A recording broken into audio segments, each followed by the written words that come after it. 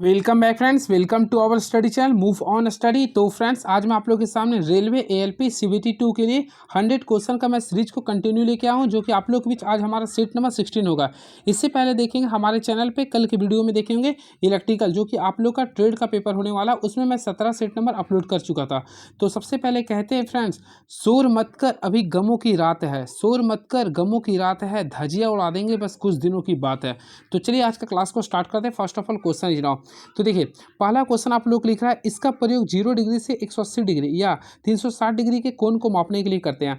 Almost friend देखिए हम लोग ऑप्शन के अकॉर्डिंग चलते हैं। सबसे पहला लिख रहा है आप लोग का टी स्क्वायर। तो देखिए आप लोग टी स्क्वायर बनाते हैं, तो देखिए टी स्क्वायर का हम लोग प्रयोग जब भी करते हैं तो यहाँ पे हम लोग 90 डिग्री का एंगल बनाने के लिए करते हैं। तो पहला को आप लोग कैंसिल कर सकते हैं। वही बातें करना चाहिए सेट स्क्वायर। तो ऑलमोस्टली सेट स्क्वायर का जो हम लोग प्रयोग करते हैं वह 30 डिग्री, 60 डिग्री, 45 डिग्री यानी कि 15 डिग्री का डिविजिबल से जो आता है उसका मापने के लिए करते हैं सेट स्क्वायर का। बातें करते चाहते हैं ऑप्शन नंबर सी। तो देखिए प्रोटेक्टर लिख रहा है। और मोस्टली फ्रेंड्स आप लोग देखते होंगे प्रोटेक्टर आप लोग का एक अर्धवृत्ताकार होता है या फिर वृत्ताकार भी होता है। इसका जो सबसे मिनिमम जो अंतर होता है, मैं आप लोग को बताना चाहता हूँ, इसका जो सबसे मिनिमम जो अंतर होता है वह 1 डिग्री का होता है। कितना होता है ये? 1 डिग्री का होता है। ये क्वेश्चन आता है तो याद रखिए, इसमें मिनिमम अंतर 1 डिग्री का होता है और इसका जो प्रयोग करते हैं 0 से 180 डिग्री या 360 डिग्री के कोण को मापने के लिए करते हैं। तो राइट आंसर अगर होगा तो ऑप्शन नंबर सी आप लोग का राइट आंसर होगा। क्लियर है? चलिए, और याद रखिएगा अगर बोलता 15 डिग्री के एंगल को यानी 15 डिग्री के विभिन्न कोण को मापने के लिए किसका प्रयोग करते हैं, तो सेट स्क्वायर का प्रयोग करते हैं। क्लियर है? चलिए अब नेक्स्ट क्वेश्चन देखते हैं क्या लिख रहा है ये। T1 साइज के टी स्क्वायर की लंबाई क्या होता है? और मोस्टली फ्रेंड्स आप लोग पढ़े होंगे। सबसे पहले देखिए T1 की बात करना चाहते हैं, तो सबसे पहले हम लोग बताना चाहते हैं, देखिए यहाँ पे आप लोग ध्यान रखिए। सबसे पहले बातें करना चाहते हैं टी नॉट का। तो टी नॉट की जो लंबाई होती है, टी नॉट की जो लंबाई होता है वो 1500 mm होता है, 1500 mm होता है। और ब्लेड की जो लंबाई होती है उसी को हम लोग बोलते हैं T1 की लंबाई। इसके बाद होता है T1 का। तो T1 के लिए हम लोग याद किए हैं 1000 यानी कि 1000 mm होते हैं, 1000 mm होता है। उसके बाद T2 की बातें करना चाहते हैं, तो इसमें फ्रेंड्स 700 होता है, 700 mm होता है।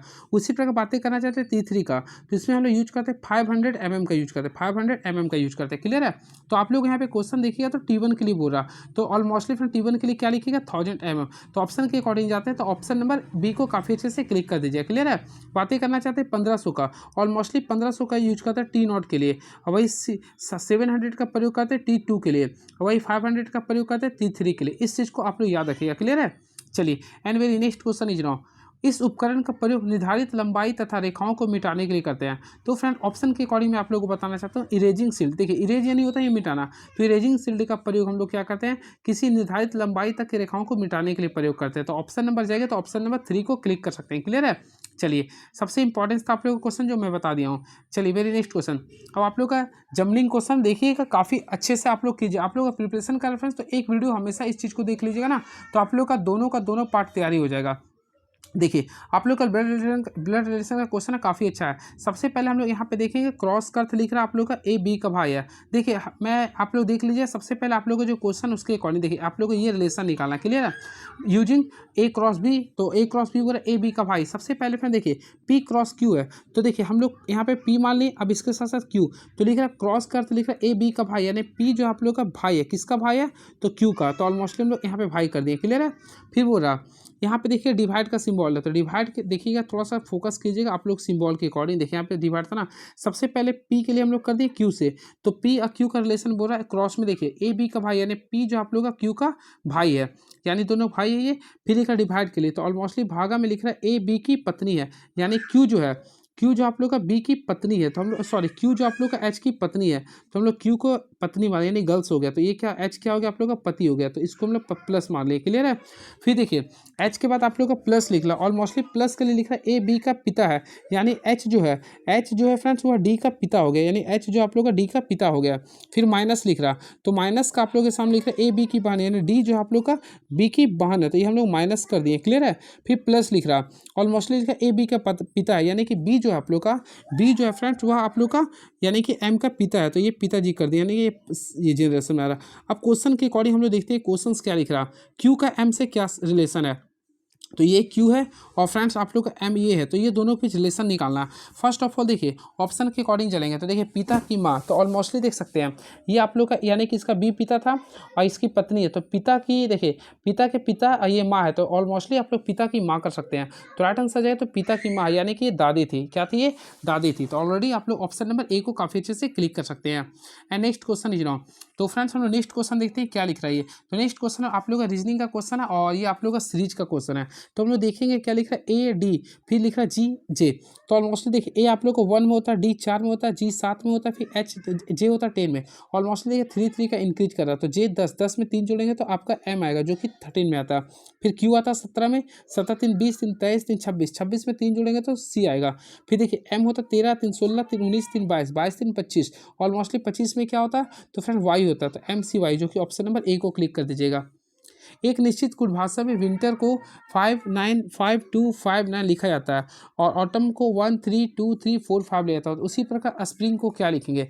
फर्स्ट ऑफ ऑल अगर आप लोग फोकस करते हैं तो देखिए डब्लू, अगर फ्रेंड्स आप लोग डब्लू का आप लोग ऑलरेडी पढ़े होंगे, डब्लू का अल्फा सीरीज में रैंक कितना 23 होता है। तो इसे तोड़ दीजिए 2 पार्ट्स में, तो 2 और 3 कीजिए कितना आएगा 5 आएगा। तो देखिए डब्लू के सामने 5 करा। उसी प्रकार आई के लिए बातें करना चाहते हैं तो मोस्टली फ्रेंड्स आई के लिए आप लोग जानते हैं कि 9 होगा। तो देखिए 9 लिख रहे हैं। उसी प्रकार फिर देखिए एन लिख रहा था, ऑलमोस्टली एन के लिए क्या लिखते हैं 1 4। तो हम लोग दोनों को जोड़ देंगे तो 1 और 4 क्या हो गया 5 हो गया। जस्ट लाइक से इसी प्रकार आप लोग का यूज किया गया। क्लियर है? तो हमें निकालना है किसका? स्प्रिंग का। ऑलमोस्टली हम देखिए एस लिखेंगे, पी लिख देंगे, फिर आर आई एन जी लिखेंगे। देखिए अब इसका यूज करते हुए आप लोग को मैं बताने सिखा रहा हूँ। एस का अर्थ होता है फिर 19, तो 19 को जोड़िएगा तो 1 + 9 कीजिएगा, यानी कि आप लोग का कितना आएगा 1 और 9 कीजिएगा तो यानी कि 10 आएगा। तो ऑलमोस्टली ए का 0 कीजिए तो 1 रहेगा। तो यानी पहला का 1 करेंगे, पी 16 होता है तो यानी 1 + 6 करेंगे, यानी कि कितना होगा फ्रेंड 7 हो गया। आर होता है 18, तो यानी 1 + 8 करेंगे तो ये क्या होगा 9 होगा। उसी प्रकार आई के लिए करेंगे तो ओनली फॉर 9 होगा। फिर जी तो 1 + 4 होता है यानी कि 5 हो गया। और एच तो ऑलमोस्टली ये होता है 7, यानी कि 1 7। देखिए 179957 है ऑप्शन में, बिल्कुल 179957। तो ऑलमोस्टली आप लोग देखिएगा ऑप्शन नंबर अगर देखना चाहते हैं तो फ्रेंड्स ऑप्शन नंबर डी को काफ़ी अच्छे से क्लिक कर सकते हैं। फिर आप लोग का रीजनिंग का क्वेश्चन आ गया जो कि आप लोग का ब्लड रिलेशन का क्वेश्चन है। तो चलिए इस चीज़ को भी सॉल्व करते देखते हैं क्या लिख रहा है। Z minus T divide S, ये देखिए सबसे पहले आप लोग को माइनस से स्टार्ट कर रहा है। तो देखिए ये जेड को लिख रहा है माइनस, तो माइनस का यहाँ पे सिंबल क्या लिख रहा है देखते हैं। तो माइनस फ्रेंड्स आप लोग लिखा ए बी की बहन, यानी जेड जो आप लोग का टी की बहन है तो ऑलमोस्टली जेड को बहन मान लिए। क्लियर है? अब यहाँ पे डिवाइड के बारे में लिखा ए बी की माँ है तो ऑलमोस्टली टी जो है ना एस की माँ है तो हम लोग इसको भी हम लोग को बहन मान लें। क्लियर है? ये माँ हो गया। फिर क्रॉस का अर्थ लिख रहे हैं, यानी भागा का लिख रहा है ए बी की पिता है। एस जो है आप लोग का वाई का पिताजी है तो इसे हम लोग प्लस में मान लिए। इसके बाद देखिएगा तो प्लस लिख रहा और मोस्टली फिर प्लस का अर्थ लिख रहा आप लोग का ए बी की पत्नी है, यानी कि देखिए वाई जो है ना वाई आप लोग का एच की पत्नी है तो इसे हम लोग माइनस के रूप में कर दें। आइए आप लोग का पति हो गया। क्लियर है? ये दोनों के बीच पति पत्नी रिलेशन हो गया। फिर डेल्टा डॉलर का अर्थ लिखा ए बी का भाई है, यानी कि एच जो आप लोग का बी का भाई है। तो आप लोग बनाइए क्वेश्चन लिख रहा है एच का एस से क्या संबंध है। तो यानी कि फ्रेंड्स आप लोग का एच का एस से, तो ये आप लोग का एच है और ये एस है। तो मोस्टली आप लोग देखिए वाई और एस क्या था, वाई एच आप लोग का पति पत्नी था। तो देखिए ये इसकी माँ है तो फ्रेंड्स आप लोग ऑलरेडी देखिए ये बेटी का पति हो जाएगा, यानी कि देखिए इसकी बेटी का ये पति है तो इसका बेटी है ना तो बेटी का पति हो जाएगा। तो ऑप्शन के अकॉर्डिंग जाए तो ऑप्शन नंबर डी को क्लिक कर सकते हैं, नहीं बेटी की पति होगा। ऑप्शन नंबर डी को काफ़ी अच्छे से क्लिक कर सकते हैं। Almostly right answer option number D होगा। चलिए वेरी नेक्स्ट क्वेश्चन देखते हैं क्या लिख रहा है ये। उस वेन आरेख का चयन कीजिए जो निम्नलिखित वर्गों के मध्य संबंध का सर्वश्रेष्ठ चित्रण करता है। पक्षी, ट्यूना, कैनरी। तो फ्रेंड्स देखिए सबसे पहले अगर आप लोग जानिएगा तो देखिए पक्षी और कैनरी एक प्रकार का पक्षी होता है कि, लेकिन ट्यूना क्या होता है एक प्रकार का मछली होता है। तो ऑलमोस्टली हम लोग सबसे पहले क्या करें दो को साथ करेंगे। तो देखिए आप लोग ऑप्शन के अकॉर्डिंग जाए तो ऑप्शन नंबर डी को क्लिक कर सकते हैं। क्लियर है? क्योंकि देखिए आप लोग को मान लीजिए केंद्रीय है तो केंद्रीय आप लोग का बर्ड्स में आ गया, यानी कि बर्ड्स में लिखा ट्यूना को अलग कर देंगे। तो ऑप्शन नंबर डी को क्लिक कर सकते हैं। देखिए जूल सेकेंड निम्नलिखित में किसका मात्रक होता है? काफ़ी अच्छा क्वेश्चन है। तो फ्रेंड्स याद रखिएगा, देखिए बातें करना चाहते हैं सबसे पहले ऊर्जा का। तो ऑलमोस्टली बात ऊर्जा का क्या होता है जूल होता है केवल। संवेग की तो संवेग का होता है देखिए एम भी, तो एम भी होता है तो केजी गुना मीटर प्रति सेकेंड होता है। तो ये भी आप लोग कैंसिल कर सकते हैं। कोणीय संवेग का तो फ्रेंड्स कोणीय संवेग का जो फॉर्मूला होता है एम गुना, यानी कि अच से दूरी गुना संवेग करते हैं। तो इससे अगर आप लोग तोड़िएगा तो आप लोग का जूल क्रॉस सेकेंड आ जाएगा, जूल क्रॉस सेकेंड आ जाएगा। तो ऑप्शन नंबर सी को क्लिक कर सकते हैं। और शक्ति का क्या होता है वाट होता है। तो ऑप्शन के अकॉर्डिंग जाता है जूल क्रॉस सेकेंड जो आता है आप लोग कोणीय संवेग का होता है। क्लियर है? चलिए बातें करना चाहते हैं कोणीय संवेग का। फर्स्ट ऑफ ऑल आप लोग को बताना चाहते हैं कोणीय संवेग के बारे में। तो फ्रेंड्स हम लोग इसे एल से सूचित करते हैं। इसका फॉर्मूला जो था आर क्रॉस पी होता है, यानी कि अक्ष से दूरी, यानी कि distance to axis and momentum. अब देखिए अक्ष से दूरी का यूनिट क्या होता है, मीटर होता है, और मोमेंटम का मैं अभी जस्ट पता है केजी मीटर प्रति सेकंड होता है, किलोग्राम मीटर प्रति सेकंड होता है। अब अगर आप लोग इसको सॉल्व करते हैं तो देखिए केजी आप लोग का केजी रहेगा, मीटर को मीटर से मल्टीप्लाई करें तो मीटर स्क्वायर हो जाएगा, क्लियर है। प्रति क्या करेंगे तो ऑलमोस्टली हम लोग क्या करेंगे, सेकंड कर देंगे, तो केजी मीटर स्क्वायर प्रति सेकंड करेंगे। अब इसी के अकॉर्डिंग आप लोग सॉल्व कीजिए। तो फ्रेंड्स हम लोग क्या करेंगे, देखिए केजी मीटर प्रति सॉरी यहाँ पे केजी हम लोग क्या करेंगे, दोनों साइड हम लोग सेकेंड से मल्टीप्लाई करते हैं। अगर तो अगर सेकेंड से अगर मल्टीप्लाई करते हैं तो हम लोग देखिए सेकेंड से डिवाइड और मल्टीप्लाई किए तो ऑलमोस्टली देखिए केजी मीटर स्क्वायर आ गया, और यहाँ पे यह ई आ गया। तो देखिए केजी मीटर स्क्वायर किसका फॉर्मूला होता है, तो ऑलमोस्टली आप लोग पढ़े जूल का होता है, तो जूल गुना सेकेंड आप लोग का बच जाएगा। तो राइट आंसर आएगा तो ऑप्शन नंबर इसका जो आएगा ऑप्शन नंबर सी आएगा, यानी कि काफ़ी अच्छा क्वेश्चन था ये, काफ़ी डिफिकल्ट था ये। चलिए नेक्स्ट क्वेश्चन, यदि एक सरल रेखा में 20 मीटर प्रति सेकंड की चाल से गतिशील किसी वस्तु का त्वरण 4 मीटर प्रति सेकंड स्क्वायर है तो 2 सेकंड बाद उसकी चाल कितनी होगी। फर्स्ट ऑफ ऑल आप लोग को देखना पड़ेगा, और मोस्टली फिर देखिए ये प्रारंभिक चाल है, यानी यू का वैल्यू 20 लिख रहा, एक्सेलरेशन का वैल्यू 4 लिख रहा और टाइम लिख रहा 2, हमें निकालना उसकी चाल। तो ऑलमोस्टली हम लोग गति का पहला इक्वेशन यूज करेंगे, यानी v बराबर क्या होता है u plus A T, v बराबर क्या होता है u प्लस ए टी। तो हम लोग अंतिम चार्ज निकालें, तो यहाँ प्रारंभिक में कितना दिया था 20 लिख रहा, प्लस ए है तो ए रहने देंगे, ए का वैल्यू 4 दे रहा और टाइम लिख रहा 2 सेकंड। ऑलमोस्टली सॉल्व कीजिए तो यहाँ पे राइट आंसर आएगा 28 मीटर प्रति सेकंड, 28 मीटर प्रति सेकंड। तो राइट आंसर जाएगा, तो ऑप्शन नंबर डी को काफ़ी मोहब्बत से क्लिक कर सकते हो। तो right answer option number D is the right answer. चलिए very next question is now, तो हम लोग देखते हैं नेक्स्ट क्वेश्चन क्या लिख रहा। तो नेक्स्ट क्वेश्चन ये रहा फ्रेंड, देखिए सेट नंबर 16 बता रहा हूँ। 4 ओम प्रतिरोध पाने के लिए निम्नलिखित में से किस एक प्रतिरोध को 12 ओम प्रतिरोध के साथ समांतर में रखेंगे। देखिए जब भी इस टाइप्स का क्वेश्चन आता है तो हम लोग देखिए पैरेलल कॉम्बिनेशन का फॉर्मूला आप लोग जानते हैं, क्या लिखते हैं 1/RP लिखते होंगे आप, 1/RP = लिखते होंगे 1/R1 + 1/R2 लिखते होंगे। आई होप आप लोग लिख लिए होंगे। तो फ्रेंड्स आप लोग को क्या लिखना, टोटल इक्विवेलेंट वोल्ट का लिख रहा आप लोग का 4 ओम लिख रहा, तो मैं 4 कर दी हूँ। आप लोग का R1 का वैल्यू लिख रहा 12, तो you have to find the value of R2, यानी कि R2 निकालना। तो फ्रेंड्स अगर R2 निकालते हैं तो सिंपल में क्या कीजिएगा, इसका वैल्यू आएगा 6 ओम आएगा, क्या आएगा 6 ओम। अब इसका ट्रिक जानना चाहते हैं तो एक काम कीजिए, R2 निकालना ना ये, तो सबसे पहले जो आप लोग को जो दोनों दिया उससे आप लोग मल्टीप्लाई कर दीजिए, यानी कि 4 × 12 कर दीजिएगा और दोनों का डिफरेंस निकालिए, यानी 12 में से हम लोग 4 को माइनस करेंगे तो 8 बचेगा। 4 का टेबल में 8 2 टाइम्स आता है, 2 का टेबल में 12 6 बार में आता है। ऑलमोस्टली इसको सॉल्व कीजिए तो 6 ओम इज द राइट आंसर। तो राइट आंसर जाएगा तो ऑप्शन नंबर सी को क्लिक कर सकते हैं काफ़ी अच्छे से। चलिए वेरी नेक्स्ट क्वेश्चन, कौन सा एक बल नहीं है, ऑप्शन लिख रहा आवेग, तनाव, प्रणोद या भार। तो देखिए आवेग बातें करना चाहते हैं आवेग का, तो मोस्टली फ्रेंड्स में आप लोग कौन सा बल नहीं है, बल नहीं है। तो फ्रेंड्स हम लोग बताना चाहते हो आप लोग को, देखिए इसमें तनाव तो ऑलमोस्टली पढ़ेंगे टेंशन एक प्रकार का बल होता है, प्रणोद भी एक प्रकार का बल होता है, फोर्स यानी कि वेट भी एक प्रकार का बल होता है, क्लियर है। लेकिन इसमें जो आप लोग का आवेग होता है, आवेग एक प्रकार का बल नहीं होता, तो ऑप्शन नंबर ए को आप लोग क्लिक कर सकते हैं, क्लियर है। बातें करना चाहते हैं यहाँ पे आवेग की, तो फ्रेंड्स सबसे पहले आवेग के बारे में कुछ एक्स्ट्रा फैक्ट्स बता देता है जो आप लोगों के लिए काफ़ी इंपॉर्टेंस होगा। आवेग जो होता है बल एवं सूक्ष्म समय का गुणनफल होता है। आवेग जो होता है बल एवं समय के जो अंतर होता है, नहीं चेंज इनटू टाइम का अंतर होता है, क्लियर है। अगर हम लोग इसको इसी को हम लोग बोल सकते हैं, देखिए बल को क्या लिखते हैं m × v - u/t लिखते हैं, यानी कि संवेग में परिवर्तन की दर को बोलते हैं ना, तो हम इस टाइप से कर देंगे। अब देखिए डेल टी था तो डेल टी लिख देंगे, ऑलमोस्टली फिर ये दोनों को कैंसिल कर दिए तो ऑलमोस्टली आप लोग देख सकते हैं ये क्या बचेगा mv - mu बचेगा, इसी को बोलते हैं संवेग में परिवर्तन। तो हमेशा याद रखिएगा आवेग जो बराबर होता है वह संवेग में परिवर्तन के बराबर होता है। देखिए फिर से बता रहा हूँ, सबसे पहले आवेग को क्या बोलते हैं, बल गुना होता है समय का अंतर, तो डेल टी करते हैं। ऑलमोस्टली बल को क्या कहते हैं, संवेग में परिवर्तन की दर, तो ऑलमोस्टली हम लोग संवेग में परिवर्तन की दर को क्या लेते हैं mv - u बाई क्या करते हैं डेल टी करेंगे। अब देखिए यहाँ पे आप लोग सॉल्व कीजिएगा तो डेल टी कैंसिल हो गया, तो ऑलमोस्टली क्या बचेगा mv - mu बचेगा। तो ये होता है संवेग में परिवर्तन, क्या होता है संवेग में परिवर्तन। तो हम लोग इस टाइप से सॉल्व कर सकते हैं, क्लियर है। संवेग में परिवर्तन की दर को क्या कहते हैं, बल कहते हैं, क्या कहते हैं, बल कहते हैं। तो चलिए अब नेक्स्ट क्वेश्चन देखते हैं क्या लिख रहा है ये। और फ्रेंड्स इसमें और भी कुछ वैसा फैक्ट्स है, कुछ नहीं है। चलिए तो इसका राइट आंसर होगा ऑप्शन नंबर ए को क्लिक कर देंगे। And very next question is now, कौन सा एक संरक्षी बल नहीं है। तो फ्रेंड देखिए संरक्षी बल नहीं है, तो यानी कि हम लोग को देखना कौन सा संरक्षी बल नहीं है, यानी कि which of the following is not a conservative force. तो देखिए ऑप्शन घर्षण बल लिख रहा, चुंबकीय बल, गुरुत्वीय बल और स्थिर बल। तो देखिए सबसे पहले याद रखिएगा संरक्षी बल बल उसे कहते हैं जिसपे हम लोग को बल नहीं लगना पड़ता है।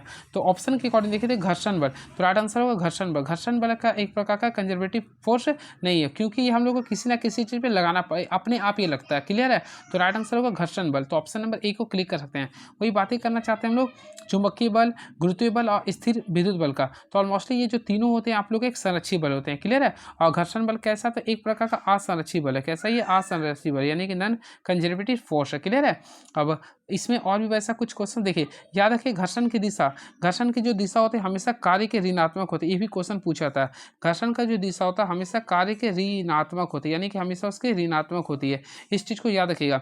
और घर्षण के विपरीत किया गया कार्य धनात्मक होता है। देखिए घर्षण की दिशा बोलेंगे तो कार्य ऋणात्मक होता है, और घर्षण के विपरीत किया गया जो कार्य होता है वह पॉजिटिव होता है। ये भी आप लोग को ध्यान में रखना पड़ेगा। बातें करना चाहते हैं यहाँ पे हम लोग गुरुत्व बल का। तो ऑलमोस्टली फ्रेंड याद रखिए गुरुत्वाकर्षण के कारण, द्रव्यमान के कारण लगने वाले बल को गुरुत्वाकर्षण बल कहते हैं, और ये सबसे कमजोर बल होता है। प्रकृति में सबसे कमजोर बल होता है गुरुत्वीय बल होता है। क्लियर है, चलिए अब नेक्स्ट क्वेश्चन देखते हैं क्या लिख रहा है। जब किसी पिंड को भूमध्य रेखा से ध्रुवों की ओर ले जाया जाता है तो इसका भार क्या होगा। हमेशा याद रखिएगा। देखिए ये क्वेश्चन काफी अच्छा क्वेश्चन है। जब देखिए सबसे पहले आप लोगों को मैं बताना चाहता हूँ, जब किसी पिंड को भूमध्य रेखा से ध्रुवों की ओर ले आते हैं, देखिए बाई चांस आप लोगों को मैं पृथ्वी बनाया। क्लियर है, तो इसमें आप लोगों को 3 कंडीशन को फोकस करना पड़ेगा। फर्स्ट ऑफ ऑल देखिए ये आप लोग का इक्वेटर होता है। क्या होता है, ये इक्वेटर होता है। अब देखिए याद रखिए इक्वेटर होता है, इस बीच में होता है केंद्र था, तो केंद्र में इसका वैल्यू होता है 0। क्या होता है, 0। और इक्वेटर पे इसका जो वैल्यू होता है याद रखिएगा 9.782 होता है। 9.782 मीटर प्रति सेकेंड होता है। क्लियर है, स्क्वायर कर लीजिएगा। वही इसका पोल का जो वैल्यू होता है याद रखिए 9.812 होता है। अब बताइए आप लोग सॉल्व कीजिए, जब किसी पिंड को भूमध्य रेखा से ध्रुव की ओर, अब बताइए ऊपर जा रहा है, तो देखिए यहाँ पे 9.78 था, यहाँ पे 9.8 हो गया। ऑलमोस्टली देख रहे क्या कर रहा है, बढ़ता है। तो हमेशा याद रखिए जब किसी पिंड को भूमध्य रेखा से ध्रुव की ओर ले आते हैं तो इसका भार यानी कि इसका भार क्या होता है, ऑलमोस्टली बढ़ता है। तो राइट आंसर क्या कीजिएगा, ऑलमोस्टली ऑप्शन नंबर बी को काफी अच्छे से क्लिक कर सकते हैं। तो राइट आंसर होगा option number B is the right answer. Clear है, चलिए वही याद रखिए भूमध्य रेखा से ध्रुवों की ओर जाने पर गुरुत्वीय त्वरण का मान क्या होता है, बढ़ता है। इसी कारण से किसी पिंड का भार भूमध्य रेखा में से ध्रुवों की ओर ले जाने पर बढ़ता है। अब देखिए यहाँ पे बातें करना चाहते हैं गुरुत्वीय त्वरण का, तो ऑलमोस्टली जी का जो फॉर्मूला लिखते हैं हम लोग, सबसे पहले कैपिटल जी m/r स्क्वायर लिखते हैं। क्लियर है, और पृथ्वी की सतह से ऊपर या नीचे जाने पर गुरुत्वीय त्वरण का मान घटता है। पृथ्वी की सतह से बोलेंगे तो ऊपर या नीचे जाने पर ये क्या होता है, गुरुत्वीय त्वरण का मान घटता है। चलिए नेक्स्ट क्वेश्चन, निम्नलिखित में कौन सा एक डिराइव्ड यूनिट नहीं है। तो देखिए which of the following is not a derived unit. तो देखिए सबसे पहले बातें करना चाहते हैं जूल का। ऑलमोस्टली आप लोग निकालते हैं जूल का, तो आप लोग जानते हैं कार्य क्या होता है, तो कार्य क्या होता है, बल गुना विस्थापन, यानी कि फोर्स इंटू डिस्प्लेसमेंट को करते हैं तो आप लोग का जूल आता है। ऑलमोस्टली ये डिराइव्ड यूनिट हो गया। बातें करना चाहते हैं बातें करना चाहते हैं वाट का। ऑलमोस्टली फ्रेंड आप लोग जानते हैं वाट यानी पी बराबर क्या होता है, W/T से हम लोग निकालते हैं। क्लियर है, तो आप लोग का ये भी क्या हो गया, एक डिराइव्ड यूनिट है। बातें करना चाहते हैं किलोग्राम का, तो देखिए किलोग्राम जो होता है केवल मास का यूनिट होता है, तो एक प्रकार का ये मूल यूनिट है। यानी कि आप लोग को देखा तो राइट आंसर होगा ऑप्शन नंबर सी को क्लिक कर सकते हैं। तो option number C is the right answer. वही बातें करना चाहते हैं न्यूटन का, तो एक न्यूटन बराबर क्या होता है, देखिए न्यूटन बराबर क्या होता है, केजी मीटर प्रति सेकेंड स्क्वायर होता है, जो कि एक प्रकार का डिराइव्ड यूनिट है। तो ऑप्शन के अकॉर्डिंग जाए तो ऑप्शन नंबर सी को काफी अच्छे से क्लिक कर सकते हैं। क्लियर है, चलिए अब नेक्स्ट क्वेश्चन देखते हैं फ्रेंड्स। यहाँ पे मैं कुछ फार्मूला आप लोग कुछ यूनिट बता देता हूँ। ऑलमोस्टली आप लोग का पेपर में एक ना तो एक यूनिट का जरूर पूछेगा, तो चलिए मैं कुछ बता देता हूँ। सबसे पहले 4 से तो मैं आप लोग को यूनिट बता दिया, अब और भी मैं कुछ यूनिट बता देता हूँ जो आप लोग के लिए काफ़ी इंपॉर्टेंस होगा। फर्स्ट ऑफ ऑल थोड़ा ध्यान दीजिएगा, सबसे पहले याद रखिएगा आप लोग, देखिए सबसे इम्पॉर्टेंस जो होता है वह होता है शक्ति गुणांक का। शक्ति गुणांक एक प्रकार का मात्रक रहित होता है। चलिए नेक्स्ट क्वेश्चन देखते हैं क्या लिख रहा है, तो लिख रहा है व्यक्ति ए 90 मिनट में किसी कार्य को पूरा कर सकता है, जबकि व्यक्ति बी वही काम को पूरा करने में 54 मिनट लगाते हैं, तो दोनों एक साथ मिलकर काम को कितने समय में करेंगे। देखिए सबसे पहले जब भी इस टाइप्स का क्वेश्चन आता है क्या बोला, व्यक्ति ए ऑलमोस्टली ए का क्षमता कितना लिख रहा है, 90 मिनट लिख रहा है, जबकि व्यक्ति बी उसी काम को यानी कि 54 मिनट में करते, दोनों एक साथ मिलकर कार्य को कितने समय पूरा करेंगे। तो फ्रेंड्स हम लोग कुछ नहीं करेंगे, दोनों के लिए बोल रहा ना, तो दोनों को हम लोग क्या मल्टीप्लाई कर देंगे और फिर दोनों का सम कर देंगे। आप लोग ट्रिक पढ़े होंगे तो आप लोग सॉल्व कीजिए। 9×5 = 14, तो अगर आप लोग सॉल्व करते तो देखिए 9 का टेबल में कीजिए तो 10 टाइम्स आ जाएगा, और ये कीजिए तो 9×5 = 14 यानी कि 54 बार में आ गया। क्लियर, 15 हाँ 15 9 हाँ। अब इसी प्रकार आप लोग कीजिए, 9×6 = 54 होता है, यानी कि 1 हाँ 9 यानी 1 और 6 आ गया। और आप लोग खुद से देखिए, यानी ये 5 टाइम्स आ रहा, और ये आप लोग को देखिए तो 8 बार में आ रहा। फिर ये देखिएगा तो ये 27 बार में आ रहा है, ये आप लोग का 4 बार में आ रहा। तो यहाँ पे 5 को 27 से गुना करेंगे। तो फ्रेंड्स 5 को 27 से गुना करिए तो 7 पचे 35, 5 दूनी 10, 10 3 13, यानी 135/4 आ रहा। और हमें क्या करेंगे, इसे बदलेंगे। ये आप लोग का 135 मिनट हम लोग को सेकेंड में लाना है। तो देखिए 135 मिनट था ना, तो 135 मिनट 135/4 करेंगे तो ऑलमोस्टली हम लोग सॉल्व करेंगे। तो देखिए 4 को हम लोग 135 से डिवाइड करेंगे तो 4 तिया 12 हो गया, यानी कि यहाँ पे 12 करें 1 अब 5, तो 1 अब 5 करेंगे तो 4 तिया 12, तो 33 मिनट बच जाएगा। यानी कि फ्रेंड 33 मिनट, अब यहाँ पे एक्स्ट्रा क्या था 45 सेकंड हो जाएगा। तो राइट आंसर जाएगा तो 33 मिनट 45 सेकंड, ऑप्शन है ना, बिल्कुल ऑप्शन नंबर सी को क्लिक कर सकते हैं। तो राइट आंसर होगा ऑप्शन नंबर सी। ऑलमोस्टली आप लोग को मैं बताया था, देखिए 270/8 आया था ना, तो इसको पूर्णांक में लाए थे, तो ये आप लोग का लाइएगा तो 33.6/8 मिनट में आ गया था। क्लियर है। अब हम क्या करेंगे, 33.6/8 है ना, इसको मिनट को सेकंड में बदलने के लिए 60 से मल्टीप्लाई कर दीजिएगा, तो आप लोग का सेम आंसर आ जाएगा। चलिए नेक्स्ट क्वेश्चन। 5 अंकों की संख्या 2 4 7 x 8 44 से विभाजित होती है, तो कौन सा अंक x से प्रतिस्थापित कर सकेगा। देखिए 2 4 7 x बारे में लिख रहा है। क्लियर है। तो देखिए सबसे पहले मैं आप लोग को बताना चाहता हूँ फ्रेंड, इसमें देखिए 44 से कर रही है, तो 44 को आप लोग तोड़िएगा तो 2 भाग में तोड़िए। हम लोग क्या करते हैं 11 × 4 को तोड़ सकते हैं ना। तो देखेंगे सबसे पहले हम 11 का डिविजिबिलिटी जानते हैं और 4 का। तो 1 मिनट, थोड़ा सा आवाज़ आप लोग को वाइब्रेट हो रहा होगा कि कहीं बाहर का आ रहा। तो देखिए रुकिए 1 मिनट। तो फ्रेंड देखिए मैं इस चीज़ को सॉल्व करवाता हूँ, थोड़ा सा फोकस दीजिएगा। देखिएगा सबसे पहले मैं 44 को तोड़ूंगा 2 पार्ट्स में, तो सबसे शॉर्टकट वे में आप लोग 11 और 4 का कीजिएगा। क्लियर है। तो हमें क्या करेंगे, 4 का डिविजुअल का रूल आप लोग जानते हैं, लास्ट 2 डिजिट आप लोग का 4 से कटना चाहिए। देखिए 8 है, तो 8 में हम लोग यहाँ पे क्या लिखेंगे कि 4 से कट है, चाहे आप लोग 0 लिख सकते हैं या फिर 4 लिखेंगे या फिर 8। तो आप लोग यहाँ पे देखिए हम लोग सबसे पहले 4 ऑप्शन में पुट करेंगे। क्या पुट करेंगे 4, या फिर 2 भी पुट करेंगे, क्योंकि ये 28 हो जाएगा। तो हम लोग सेटिंग करना पड़ेगा, यानी यहाँ पे आप लोग को देखना पड़ेगा कौन सा सूटेबल होगा। तो यहाँ पे सबसे पहले छोटा संख्या लेते हैं। तो देखिए 1 को हम लोग लेंगे तो 18 4 के पारा में नहीं आता, 2 को लिखते हैं तो 28 आएगा। और हम लोग इसी के रिगार्डिंग हम लोग चेक करेंगे। तो देखिए यानी 28 तो आता है, हम लोग इसके अकॉर्डिंग यानी 11 के अकॉर्डिंग लेंगे। नहीं हम लोग 2 लिखेंगे, फिर +7 लिखेंगे, फिर हम लोग 8 को जोड़ेंगे। तो देखिए 8 7 15, 15 2 17 आ गया। उसी प्रकार यहाँ पे जोड़ेंगे तो 4 हो गया, और एक्स का वैल्यू हम लोग कितना लिए 2, तो 4 और 2 6 आ गया। अब देखिए दोनों का डिफरेंस देखें तो 11 आ रहा। तो मोस्टली आप लोग ऑप्शन नंबर बी को कर दीजिए, आप लोग का राइट आंसर रहेगा ऑप्शन नंबर बी होगा। क्लियर है। तो अच्छे से सॉल्व कर सकते हैं इसे ट्रिक से। चलिए ये बोर्ड मास का क्वेश्चन है फ्रेंड्स, और होपफुली आप लोग बना लिए होंगे। तो बोर्ड मास का अगर आप लोग सॉल्व करते हैं तो इसका जो राइट आंसर आएगा ऑप्शन नंबर कितना आ रहा है, तो इसका ऑप्शन नंबर आएगा 4/45 आएगा। तो ऑप्शन नंबर बी को क्लिक कर दीजिएगा। चलिए नेक्स्ट क्वेश्चन। यदि कोई दुकानदार एक वस्तु को 6,750 में बेचता है तो उसे 10% का नुकसान होता है, तो 10% का लाभ कमाने के लिए उसे वस्तु को कितने रुपए पे बेचना पड़ेगा। काफ़ी इजी क्वेश्चन है। देखिए जब भी इस टाइप्स का क्वेश्चन आता है, देखिए यहाँ पे 10% का नुकसान हो रहा है, यहाँ पे 10% का लाभ लाना है। तो हम लोग क्या करेंगे, इसका एक शॉर्टकट तरीका ये होता है। देखिए टोटल कितना बेचा 6,750 में, सबसे पहले 10% का नुकसान कर रहा है और उसके प्राप्त क्या करना है 10% लाभ, तो 10% लाएंगे और यहाँ पे 10% का नुकसान, इस टाइप से आप लोग कर दीजिएगा। तो ऑलमोस्टली सॉल्व किया तो आप लोग का 8,250 रुपये आएगा, जो कि ऑप्शन नंबर देखिएगा तो ऑप्शन नंबर है, बिल्कुल ऑप्शन नंबर डी को क्लिक कर सकते हैं। काफ़ी इजी क्वेश्चन था ये। चलिए अब क्वेश्चन 20 क्वेश्चन। बार काउंसिलिंग में एक चुनाव में 2 उम्मीदवार ए और बी ने एक ही पद के लिए चुनाव लड़ा। दिए गए सभी मत वैध थे और बाद काउंसिल के प्रत्येक सदस्य को मत देना था। तो ए और बी के पक्ष में दिए गए मतों के बीच अनुपात, देखिए अनुपात क्या लिखा, अनुपात लिखा 3:10 था। यदि असफल उम्मीदवार को 46,860 मत प्राप्त हुआ तो काउंसिल में कुल कितने सदस्य थे। सबसे पहले जब भी ऐसा क्वेश्चन आता है तो आप लोग क्या कीजिए, देखिए असफल, यहाँ फ्रेंड सबसे पहले लिखेंगे असफल उम्मीदवार के मत बटा कुल मत। यहाँ पे ये तरीका होता है। तो असफल कितना हो गया 3 लाया, और टोटल मत 3:10 था, तो यानी टोटल किया तो 10 आएगा। क्लियर है।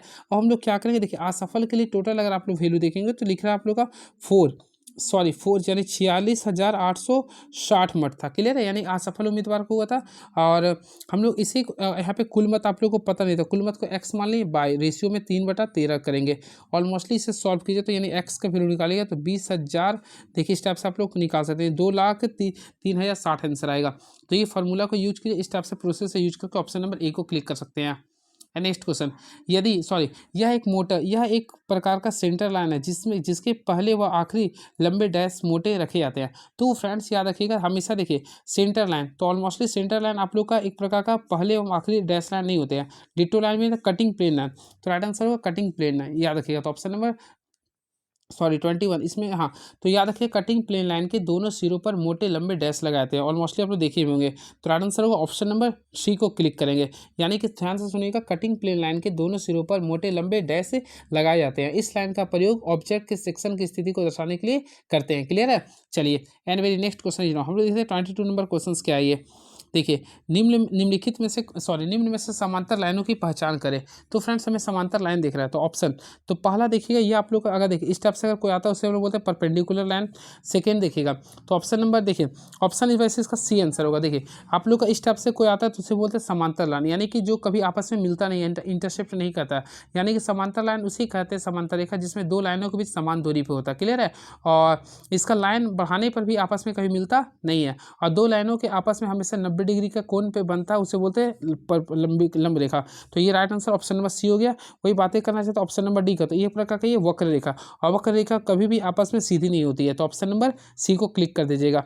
चलिए नेक्स्ट क्वेश्चन, एक सम पंचभुज के आंतरिक कोणों का योग क्या होता है? देखिए आंतरिक कोणों का योग के लिए निकालने के लिए बोलते हैं, तो फ्रेंड्स आप लोग फार्मूला याद कर लीजिए। देखिए मैं बताना चाहता हूँ n-2 कर दीजिएगा इंटू 180। अब देखिए एन का वैल्यू क्या होता है 5, 5 में से 2 गया तो 3 बचेगा, 3 को हम लोग 120 से 180 से मल्टीप्लाई करेंगे, ऑलमोस्टली इसका राइट आंसर आएगा 540 डिग्री, यानी कि 540 degree is the right answer. Clear है? याद रखिएगा। और अगर वही बोलता है प्रत्येक भुजा की वैल्यू क्या होता है, तो हम लोग क्या करेंगे, जो टोटल आंतरिक कोण आता है टोटल इसका साइड देखेंगे, तो एन कितना था 5 था, तो हम लोग 5 से डिवाइड करेंगे। तो फ्रेंड्स अगर 5 से डिवाइड कीजिएगा तो कितना पंचभुज था ना, तो हम लोग 5 से डिवाइड करेंगे, तो जो भी आप लोग भी चाहेंगे, यानी कि देखिए 9 10 5 50, यानी 10 5 50 यानी 108 डिग्री प्रत्येक एंगल का वैल्यू आएगा। क्लियर है? चलिए अब नेक्स्ट क्वेश्चन देखते हैं क्या लिख रही है। निम्नलिखित चार आकृतियों में से तीन में एक विशिष्ट प्रकार की समानता और एक असंगत है, तो उस असंगत आकृति के चयन करना है। तो देखिए असंगत आकृति के चयन करना है, तो देखिए सबसे पहले आप लोग ऑप्शन नंबर डी को देखिए, ऑप्शन नंबर डी को छोड़कर अन्य सभी आकृति को देखेंगे तो अंदर का चिन्ह एक दूसरे से एक स्टेप या 2 स्टेप की दूरी पर है। तो देखिए सारे चिन्ह में चिन्ह देखिए एक स्टेप या 2 स्टेप में दूरी पे है, और इसमें सिंपल में है, तो ऑप्शन नंबर डी को काफ़ी मोहब्बत से क्लिक कर सकते हैं। तो right answer option number D हुआ। देखिए पहला में जाएगा तो देखिए इसके बाद एक स्टेप को छोड़ के यहाँ पे दिया है, फिर देखिए सेकेंड में भी एक स्टेप को छोड़ कर दिया है, इसमें भी देखिएगा तो एक स्टेप को छोड़ के दे रहा है, लेकिन इसमें देखिए डायरेक्टली यहाँ से ये कर रहा है, तो ये आप लोग कर सकते हैं। चलिए 25 नंबर क्वेश्चन, इस क्वेश्चन को आप लोग बनाइएगा फ्रेंड, तो आप लोग कमेंट बॉक्स में लिखिए कितने आंसर आ रहा है। वैसे ऑलरेडी इसका आंसर 731 लिख रहा। नेक्स्ट क्वेश्चन 20, 64, 45, 70, 224 के लिए बोल रहा, तो आप लोग को देखना है क्या कॉम्बिनेशन आ रहा। तो ऑलमोस्टली फ्रेंड देखिए हम लोग क्या करेंगे ना, 20 को 3.2 से मल्टीप्लाई कीजिएगा तो आप लोग का आएगा 64 आएगा, 70 को भी अगर 3.2 से मल्टीप्लाई कीजिएगा तो 224 आएगा, तो 45 को हम लोग क्या करेंगे 3.2 से गुना करेंगे, तो ये आएगा 144 आएगा। तो right answer option number A को क्लिक कर दीजिएगा। चलिए नेक्स्ट क्वेश्चन, एक विज्ञापन में कहा जाता है कि घरों को सजाने के लिए XYZ पेंट का इस्तेमाल किया जाना चाहिए। लोग अपने घर को सजाना चाहते हैं, केवल XYZ पेंट ही घरों को सजावटी बना सकते हैं, ऐसा तो नहीं होगा। तो ये केवल जब भी आता है तो उसे हम लोग हमेशा कैंसिल कर देते हैं, केवल जब भी आ गया तो उसे कैंसिल कर दीजिएगा, सभी आता तो कैंसिल कर देते हैं। तो राइट आंसर केवल ऑप्शन ए होगा, यानी कि केवल धारणा 1 निहित रहेगा। दिए गए विकल्पों में से असंगत विकल्प का चयन करें। तेल, साबुन, कंघी, शैम्पू। तो देखिएगा सारी चीज़ का हम लोग यूज जो करते हैं नहाने में करते हैं, लेकिन कंघी का हम लोग नहाने के लिए यूज नहीं करते, तो ऑप्शन नंबर सी को क्लिक कर दीजिएगा। यदि किसी रोगी का ताप डॉक्टर थर्मामीटर के नापने से 140 डिग्री फ़ारेनहाइट आता है तो सेल्सियस पैमाने पर उसका ताप क्या होगा। देखिए सबसे पहले हम लोग क्या करेंगे फ्रेंड्स, ऑलमोस्टली मैं आप लोगों को बताया था इसका फॉर्मूला होता है। देखिए सेल्सियस के लिए लिखते हैं तो C/5 लिखते हैं, क्या लिखते हैं C/5 करते हैं बाय F-32 करते हैं, F-32/9 लिखते हैं। आप लोग को पुट करना है, सबसे पहले C आप लोग को निकालना है, तो ऑलमोस्टली हम C के यहाँ पे C लिख देंगे, बाय क्या लिखेंगे 5। अब देखिए फ़ारेनहाइट का वैल्यू 104 लिख रहा था, हम लोग 104 में से क्या करेंगे 32 को माइनस कर देंगे, बाय 9 करेंगे। अब आप लोग सॉल्व कीजिएगा इसको। तो फ्रेंड्स अगर आप लोग सॉल्व करते हैं तो सिंपल में देखिए एक स्टेप को यहाँ पे स्टेप करके यहाँ पे मैं लिख रहा हूँ, देखिएगा इसको हम लोग सॉल्व करवा रहे हैं, थोड़ा सा फोकस कीजिए ताकि आप लोग को अच्छे से समझ में आ जाए। तो देखिए यहाँ से हम लोग क्या करेंगे, इसको पूरे का पूरे यहाँ पे मैं सॉल्व करवा रहा हूँ, कट जाओ ना भाई, हाँ। तो चलिए तो देखिए मैं आप लोग को जो बता रहा हूँ जो प्रोसेस है, देखिए यहाँ पे सॉल्व किया तो सबसे पहले 9C बचेगा, 9C बराबर क्या बचेगा, तो 104 में से 32 जाएगा, तो यहाँ पे बचेगा 72, तो 72 को आप लोग 5 से गुना कर देंगे। अब देखिए 9 का पहाड़ा में 72 8 बार में आता है, तो C का वैल्यू 8 बचे कितना हो गया 40, तो 40 यानी 40 डिग्री सेल्सियस का राइट आंसर होगा। तो ऑप्शन में जाएगा तो ऑप्शन नंबर बी को क्लिक कर दीजिएगा। क्लियर है? चलिए नेक्स्ट क्वेश्चन, चुंबकीय अक्ष में अंतः क्षेपित प्रोटोनों के बल रेखाओं के लंबवत गतिमान होने पर यह अनुसरण करता है। तो देखिए जब भी चुंबकीय क्षेत्र की बात करना चाहते हैं तो फ्रेंड्स याद रखिए, चुंबकीय क्षेत्र में जब भी अनुसरण करेंगे तो देखिए बीच में सेंटर से ये जो बल जाता है ये हम लोग का परपेंडिकुलर करता है। तो आप लोग ऑप्शन नंबर ए को क्लिक कर दे, यानी कि option number A is the right answer. ये हमेशा क्या होता है, वृत्तीय गति करता है ये। जब एक समान आवेशित गोले के भीतर कोई बिंदु है तो प्रत्येक विद्युत विभव क्या होगा, हमेशा याद रखिएगा, जब एक समान आवेशित गोले के अंदर कोई बिंदु है तो वहाँ के प्रत्येक विद्युत विभव उतना ही रहता है जितना कि सतह है, यानी कि दोनों के इक्वल हो, यानी ऑप्शन नंबर सी को क्लिक करेंगे। Right answer option number C होगा। क्लियर है। चलिए वही बातें करना चाहते हैं फ्रेंड, किसी भी चालक के लिए विद्युत विभव क्या होता है, हमेशा कॉन्स्टेंट होता है। क्या होता है, ये कॉन्स्टेंट होता है। चलिए अब किसी आवेशित चालक के अंदर अंदर की बात करते हैं, कुल विद्युत क्या होता है, तो अंदर कुल विद्युत क्षेत्र की बात करते हैं तो वो शून्य होता है। अब क्वेश्चन नंबर 32 आ चुके हैं, देखते हैं क्या लिख रहा है। यदि गुरुत्व के विरुद्ध किया गया कार्य ऋणात्मक हो तो क्या होगा। देखिए सबसे पहले गुरुत्व के प्रति ऋणात्मक कार्य हो रहा, तो हमेशा याद रखिएगा जब भी गुरुत्व के पीछे ऋणात्मक कार्य होगा तो ये हमेशा स्थिति ऊर्जा क्या होगा, उसका घटेगा। क्या होगा, ये स्थिति ऊर्जा क्या होगा, ये घटेगा। तो right answer option number C को क्लिक कर सकते हैं। सबसे पहले आप लोग को मैं बताना चाहता हूँ, कोई वस्तु मान लीजिए, कोई वस्तु इसको हम लोग मान लीजिए ऊपर फेंक रहे हैं, तो ऊपर जब फेंकते हैं तो याद रखिए ऊपर भेजने से हम लोग का इसका mgh का वैल्यू बढ़ता है, ऊपर फेंकते हैं तो mgh का मान बढ़ता है, लेकिन यहाँ पे काइनेटिक एनर्जी यानी हाफ mv² का वैल्यू क्या होता है, डिक्रीज करता है। क्लियर है। उसी प्रकार अगर कोई वस्तु नीचे आ रहा है, यानी यही नीचे आ रहा है ना, तो mgh का वैल्यू क्या होगा, घटेगा और हाफ mv² का वैल्यू बढ़ेगा। आप बोलिएगा ऐसा क्यों होता है। देखिए किसी वस्तु को ऊपर फेंक रहे हैं तो ऊंचाई बढ़ रहा है, तो ऊंचाई बढ़ने से आप लोग का स्थिति ऊर्जा क्या होगा, बढ़ेगा, लेकिन जब नीचे आ रहे हैं तो ऊंचाई घट रहा है तो स्थिति ऊर्जा क्या होगा, घटेगा और ऋणात्मक आ जाएगा। तो वही क्वेश्चन था ये। तो यदि गुरुत्व के विरुद्ध किया गया कार्य ऋणात्मक है तो इसका स्थिति ऊर्जा क्या होगा फ्रेंड्स, घटेगा। इस चीज़ को आप लोग को ध्यान में रखना पड़ेगा। चलिए अब नेक्स्ट क्वेश्चन देखते हैं क्या लिख रहा है ये। दो प्रतिरोध को ए श्रेणी क्रम में बी समांतर क्रम में समायोजित किया जाता है, तो दोनों अवस्थाओं में प्रतिरोध 9 ओम और 2 ओम है, तो प्रतिरोधों का मान क्या होगा। देखिए आप लोग को लाना है कितना, 9 ओम और 2 ओम। सबसे पहले आप लोग को मैं इसका लिए ट्रिक बताता हूँ। देखिए सबसे पहले बातें करना चाहते हैं श्रेणी क्रम का। ऑलमोस्टली आप लोग जानते हैं श्रेणी क्रम के लिए फॉर्मूला क्या, 2 ओम है ना, तो हम लोग एक रजिस्टर लेंगे और एक रजिस्टर लेंगे, यानी 2 रजिस्टर लेंगे। उसी प्रकार आप लोग का पैरेलल के लिए बोलेगा तो हम लोग दोनों को मल्टीप्लाई करेंगे, यानी R1 क्रॉस R2 करेंगे, फिर दोनों को सम कर देंगे। ये आप लोग का तरीका होता है और आप लोग सॉल्व कीजिए। देखिए सबसे पहले R1 + R2, तो देखिए 9 और 2 को करेंगे क्या आगे 11। क्लियर है। तो सॉरी आप लोग को ये ऑप्शन पुट करके देखना है, किसको जोड़ने पर 2 को जोड़ने पर 9 आता है। सबसे पहले देखिए पहला ऑप्शन देखिए 2 और 7 को जोड़िए तो 9 आ रहा। सेकेंड को भी देख रहे 6 3 जोड़िए तो 9 आ जाएगा। थर्ड को सारे में केवल थर्ड को आप लोग कैंसिल कर सकते हैं, क्योंकि देखिए यहाँ पे 3 ओम और 9 ओम लिख रहा था, यहाँ पे आप लोग कैंसिल हो गया। चौथा भी हो सकता है, लेकिन हम लोग डिवाइड वाला में देखेंगे, यानी सेकेंड वाला देखें आरपी में। तो फ्रेंड्स अगर देखिए ये सीरीज में सारे मेकअप करें, यानी तीनों हो सकता है सीरीज के अकॉर्डिंग, लेकिन हम लोग आरपी का देखेंगे। तो ऑलमोस्टली में आरपी का फॉर्मूला बताया, तो दोनों को प्रोडक्ट करेंगे और फिर दोनों का सम करेंगे। तो देखिए ऑप्शन नंबर ए लेते हैं, तो यहाँ पे 2 लिखेंगे, 2 को 7 से गुना करेंगे, दोनों को जोड़ेंगे। तो देखिए ये आप लोग का 2 आएगा नहीं, तो पहला को हम लोग कैंसिल कर देंगे, पहला को क्या करेंगे कैंसिल। अब सेकेंड देखेंगे तो ऑलमोस्टली फिर हम लोग सेकेंड अगर देखना चाहते हैं तो उसके लिए सेम प्रोसेस करेंगे। मान लीजिए 6 लेंगे तो 6 को 3 से गुना करेंगे, फिर 6 और 3 को जोड़ देंगे, 9 आएगा। अब आप लोग सॉल्व कीजिए, 6 का पावर में 9 3 बार में आता है, 3 का टेबल में 6 2 बार में आता है। ऑलमोस्टली 2 ओम आप लोग का आ चुका है, तो इसके लिए राइट आंसर होगा 6 ओम और 3 ओम। क्लियर, ये आप लोग का राइट आंसर हो गया। क्लियर है। आप लोग चेक करना चाहते हैं तो फिर से मैं आप लोग को फार्मूला ले देता हूँ। सबसे पहले सीरीज के लिए क्या कीजिए, R1 + R2 कीजिएगा, ये आप लोग का सीरीज चेक कर लीजिए। क्लियर है। और वही पैरेलल जोड़ना चाहते हैं तो R1 क्रॉस R2 कीजिएगा, बाय दोनों का सम कर देंगे। ये आप लोग का तरीका होता है, आप लोग सॉल्व कर लीजिएगा। चलिए नेक्स्ट क्वेश्चन, यदि वृत्ताकार गति करते किसी पिंड की चाल एवं त्रिज्या दोनों को दुगना कर दे तो अभिकेंद्रीय त्वरण का मान क्या होगा। हमेशा याद रखिएगा। देखिए सबसे पहले ऑलमोस्टली फिर मैं आप लोगों को बताना चाहता हूँ, अभिकेंद्रीय त्वरण का वैल्यू यानी ए का जो फॉर्मूला होता है वह होता है v² होता है, या फिर लिख सकते हैं mv² होता है। क्लियर है। तो यहाँ पे क्वेश्चन लिख रहा है, यदि किसी देखिए हम लोग को एक नया अभिकेंद्रीय बल निकालना है, तो ऑलमोस्टली A2 मानेंगे, तो इसके लिए क्या लिख सकते हैं, v1² बाय क्या करेंगे R कर देंगे। क्लियर है। R1 कर देंगे।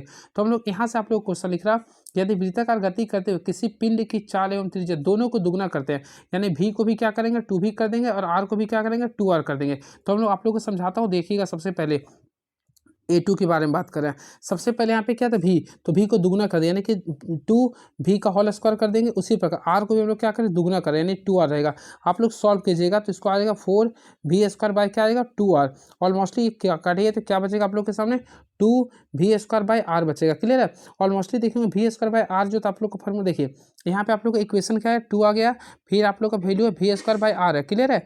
अब देखिए 2 है 2 v²/r आप लोग का वैल्यू किसका था, a1 का, तो इसका जो राइट आंसर है दुगना हो जाए, क्या हो जाएगा, दुगना। तो right answer option number C को काफी अच्छे से क्लिक कर सकते हैं। नेक्स्ट क्वेश्चन, एक सींग वाले गेंडे का सर्वाधिक आबादी भारत में कहाँ पाई जाती है। और मोस्टली फर्स्ट आप लोग जानते हैं असम, असम का राजकीय पशु क्या है, एक सींग वाला गेंडे। तो राइट आंसर अगर जाते हैं तो ऑप्शन नंबर अगर जाते हैं तो ऑप्शन नंबर सी को क्लिक कर सकते हैं, असम। और मोस्टली आप लोगों को पता होगा काजीरंगा राष्ट्रीय उद्यान असम में भी है। क्लियर है। और इसके यूनेस्को की लिस्ट में 1985 में शामिल किया गया था। क्लियर है। इसके साथ साथ याद रखिए यह एक प्रकार का विश्व हिरासत स्थल यानी यूनेस्को के लिस्ट में भी शामिल किया गया इसको।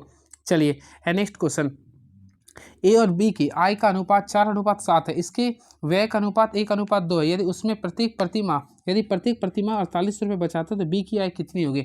देखिए सबसे पहले हम लोग बातें करना चाहते हैं इस क्वेश्चन के बारे में। देखिए सबसे पहले बोला ए और बी का आय का अनुपात 4:7 है और व्यय का, तो देखिए इस टाइप्स का क्वेश्चन अगर आता है हम लोग ए मान लेंगे यहाँ पे बी मानेंगे। सबसे पहले इनकम, तो ऑलमोस्टली देख सकते हैं ए का रेशियो क्या लिख रहा है, 4:7 लिख रहा है, तो 4:7 कर लिए। आई थिंक फ्रेंड जब भी इस टाइप से आता है तो हम लोग 100 मान लेंगे। देखिए तो 4 है ना, तो हम लोग 400 मान लेंगे, उसी प्रकार 7 है तो 700 मान लेंगे। अब व्यय 1:2 लिख रहा है यानी एक्सपेंडिचर, तो एक्सपेंडिचर इसका 1 रेशियो, तो यानी 100 रुपये एक खर्च कर रहा और उसी प्रकार ये 2 खर्च यानी 200 रुपये खर्चा। तो यहाँ से सेविंग देखेंगे तो ऑलमोस्टली फ्रेंड देखिए पहला सेव करे आप लोग का 300 रुपये और सेकेंड सेव करा 500 रुपया। तो यहाँ पे लिखा है यदि उनमें से प्रत्येक 48 रुपये बचत करता है, यानी कि दोनों का सेव कितना, यानी कि देखिए ये आप लोग देखिए 300 का वैल्यू आप लोग का जो लिख रहा है, ये 300 का जो वैल्यू लिख रहा है वो 4800 के बराबर लिख रहा है। कितना के बराबर, 4800 के बराबर। यानी कि अब उसी प्रकार ये 500 का भी वैल्यू कितना लिख रहा है, 4800 के बराबर। क्लियर है। तो आप लोग को बी की आय क्या है, तो देखिए 500 को हम 500 को अगर हम 48 से डिवाइड करेंगे तो 500 और 4800 हाँ बचाता है, यानी 500 का वैल्यू आप लोग को 4800 के बराबर कर दिया है। क्लियर है। तो अब आप लोग को बताना है क्या वैल्यू होगा, तो ऑलमोस्टली आप लोग सॉल्व कीजिएगा। तो यहाँ से अगर आप लोग सॉल्व करते हैं तो 500 को डिवाइड कीजिए, तो 500 को हम 48 से डिवाइड करेंगे तो क्या आएगा, यहाँ पे देखिएगा वैल्यू तो 7 7 7 6 42, यानी कि फ्रेंड्स आप लोग को इसी प्रोसेस से बनाना पड़ेगा। क्लियर है। और वैसे इस टाइप से अगर तो नहीं आ रहा तो यहाँ पे हम लोग एक काम कर सकते हैं। देखिए सिंपल में दोनों का सॉल्यूशन करेंगे इक्वेशन को, तो यहाँ पे दोनों का बोले यदि 19 प्रत्येक का 48 रुपये बचाता है तो वैल्यू क्या होगा। देखिए दोनों के लिए बोला हम लोग बी की आय बोल रहा ना, सबसे पहले एक्स का वैल्यू निकालेंगे, तो ऑलमोस्टली एक्स का वैल्यू कितना था, 48 होता है। ठीक है। तो एक्स को 48 से था, इसका मेन वैल्यू 7 था, तो 48 को 7 से गुना कर दीजिए तो कितना आएगा, 48 को हम लोग 7 से ही गुना कर देंगे ना, कितना आ रहा ऑप्शन 8 से 56 आएगा, 7 चौक 28, 28 5 33 यानी 3 हाँ ऑप्शन नंबर डी आएगा आपका आंसर, यानी ऑप्शन नंबर डी को क्लिक कर सकते हैं। क्लियर है। चलिए थोड़ा सा अच्छा क्वेश्चन था, आप लोग भी बनाइएगा तो बन जाएगा ये। नेक्स्ट क्वेश्चन लिखिए, एक वस्तु का अंकित मूल्य 1200 रुपये है, एक सेल के दौरान इस अंकित मूल्य पर 20%, 16% और x% की 3 क्रमिक छूटें दी जाती है, तो यदि वह वस्तु 684 में बेची गई तो एक्स का मान ज्ञात करना है। देखिए सबसे पहले टोटल वस्तु का रेट देखिएगा तो कितना है, 685 रुपये 84 पैसा, तो हम लोग ये लिख देंगे 685 है तो ऑलमोस्टली लिखेंगे 685.44 रुपये लिख देंगे। अब देखेंगे इसका अंकित मूल्य शुरू में कितना था, तो 1200 हम कर देंगे। अब पहला बोरा आप लोग का 20% का लॉस होता है, तो हम लोग क्या करें 80 बटा क्या करेंगे 100 कर देंगे। उसी पर 16% का लॉस कर रहा है तो ऑलमोस्टली हम लोग क्या करेंगे 84/100 कर देंगे। अब लास्ट क्या करेंगे 100 - x बटा 100 करेंगे, 100 - x बटा 100 करेंगे। अब इसी प्रकार आप लोग सॉल्व कीजिएगा तो ये जो आप लोग का एक्स का जो वैल्यू आएगा फ्रेंड्स वो आप लोग का बीच आएगा 15% आएगा। कितना आएगा 15% आएगा। तो ऑप्शन नंबर इसमें देखिएगा तो ऑप्शन नंबर डी को काफ़ी अच्छे से क्लिक कर सकते हैं। चलिए नेक्स्ट क्वेश्चन, यदि किसी राशि में साधारण ब्याज पर 4 वर्ष में 40% की वृद्धि होती है तो समान ब्याज दर पर 4 वर्ष बाद 80,000 रुपये पर चक्रवृद्धि ब्याज क्या होगा। देखिए जब भी इस टाइप्स का क्वेश्चन आता है 4 वर्ष में कितना परसेंट दिख रहा है 40%, तो ऑलमोस्टली सबसे पहले क्या करेंगे इसका हम लोग रेट निकालेंगे। तो हम लोग रेट निकालेगा तो 40% हो रहा 4 वर्ष में, तो यानी एक वर्ष में कितना हो रहा है तो ऑलमोस्टली 10% हो रहा, एक वर्ष में 10% हो रहा। और हम लोग क्या निकालना 4 वर्ष बाद 80,000 रुपये का, तो हम लोग क्या करेंगे इसका निकालेंगे तो 10% का अनुसार हम लोग को लेके चलना है टोटल। देखिए 10% को आप लोग तोड़िए तो ऑलमोस्टली तोड़िएगा तो 10 से आप लोग का 11 के कॉम्बिनेशन में जाएगा। तो हम क्या करेंगे देखिए 10 के लेके 11 बढ़ाएंगे, फिर 10 से क्या करें 11 करेंगे, फिर 10 से हम लोग क्या करें 11, फिर 10 से 11 क्योंकि 4 वर्ष बाद हो रहा। तो यहाँ से सबसे पहले अगर ऐड कीजिएगा तो टोटल 1 आएगा 4 0 1 2 3 4। इसी प्रकार आप लोग को इसको भी ऐड कीजिए यानी 11 को 11 फिर 11 से गुना कीजिएगा तो 1 4 6 4 1 आएगा। क्लियर है। अब दोनों का डिफरेंस देखिएगा तो ऑलमोस्टली दोनों का डिफरेंस हम देखते हैं क्या लिख रहा। तो यानी कि दोनों का डिफरेंस अगर देखिए फ्रेंड्स, तो आप लोग के बीच में सिंपल में जो डिफरेंस आ रहा वो 4,641 का रहा, 4,641 का रहा। क्लियर है। अब ये देख लेंगे, यानी ये इसका वैल्यू कितना लिख रहा था 80,000, यानी कि 8 से हम लोग सिंपल में इसको मल्टीप्लाई कर देंगे। देखिए यानी ये 10,000 का वैल्यू किसके बराबर दे रहा था 80,000 का, तो यानी कि 8 से गुना है। तो ऑलमोस्टली हम लोग यानी कि 4,611 को जो आप लोग का सी आई है उसे हम लोग 8 से मल्टीप्लाई कर देंगे। तो टोटल जो मिलेगा 37,128 रुपये आएगा, जो कि ऑप्शन के अकॉर्डिंग देखें तो ऑप्शन नंबर बी में आप लोग क्लिक कर सकते हैं। तो ये प्रोसेस रखिए, बाकी आप अपना सॉल्यूशन ही बना कर सकते थे। नेक्स्ट क्वेश्चन, पहले 3 वर्षों के दौरान एक इलेक्ट्रिक मशीन के मूल्य में 5%, 10% और 15% की कमी हुई है।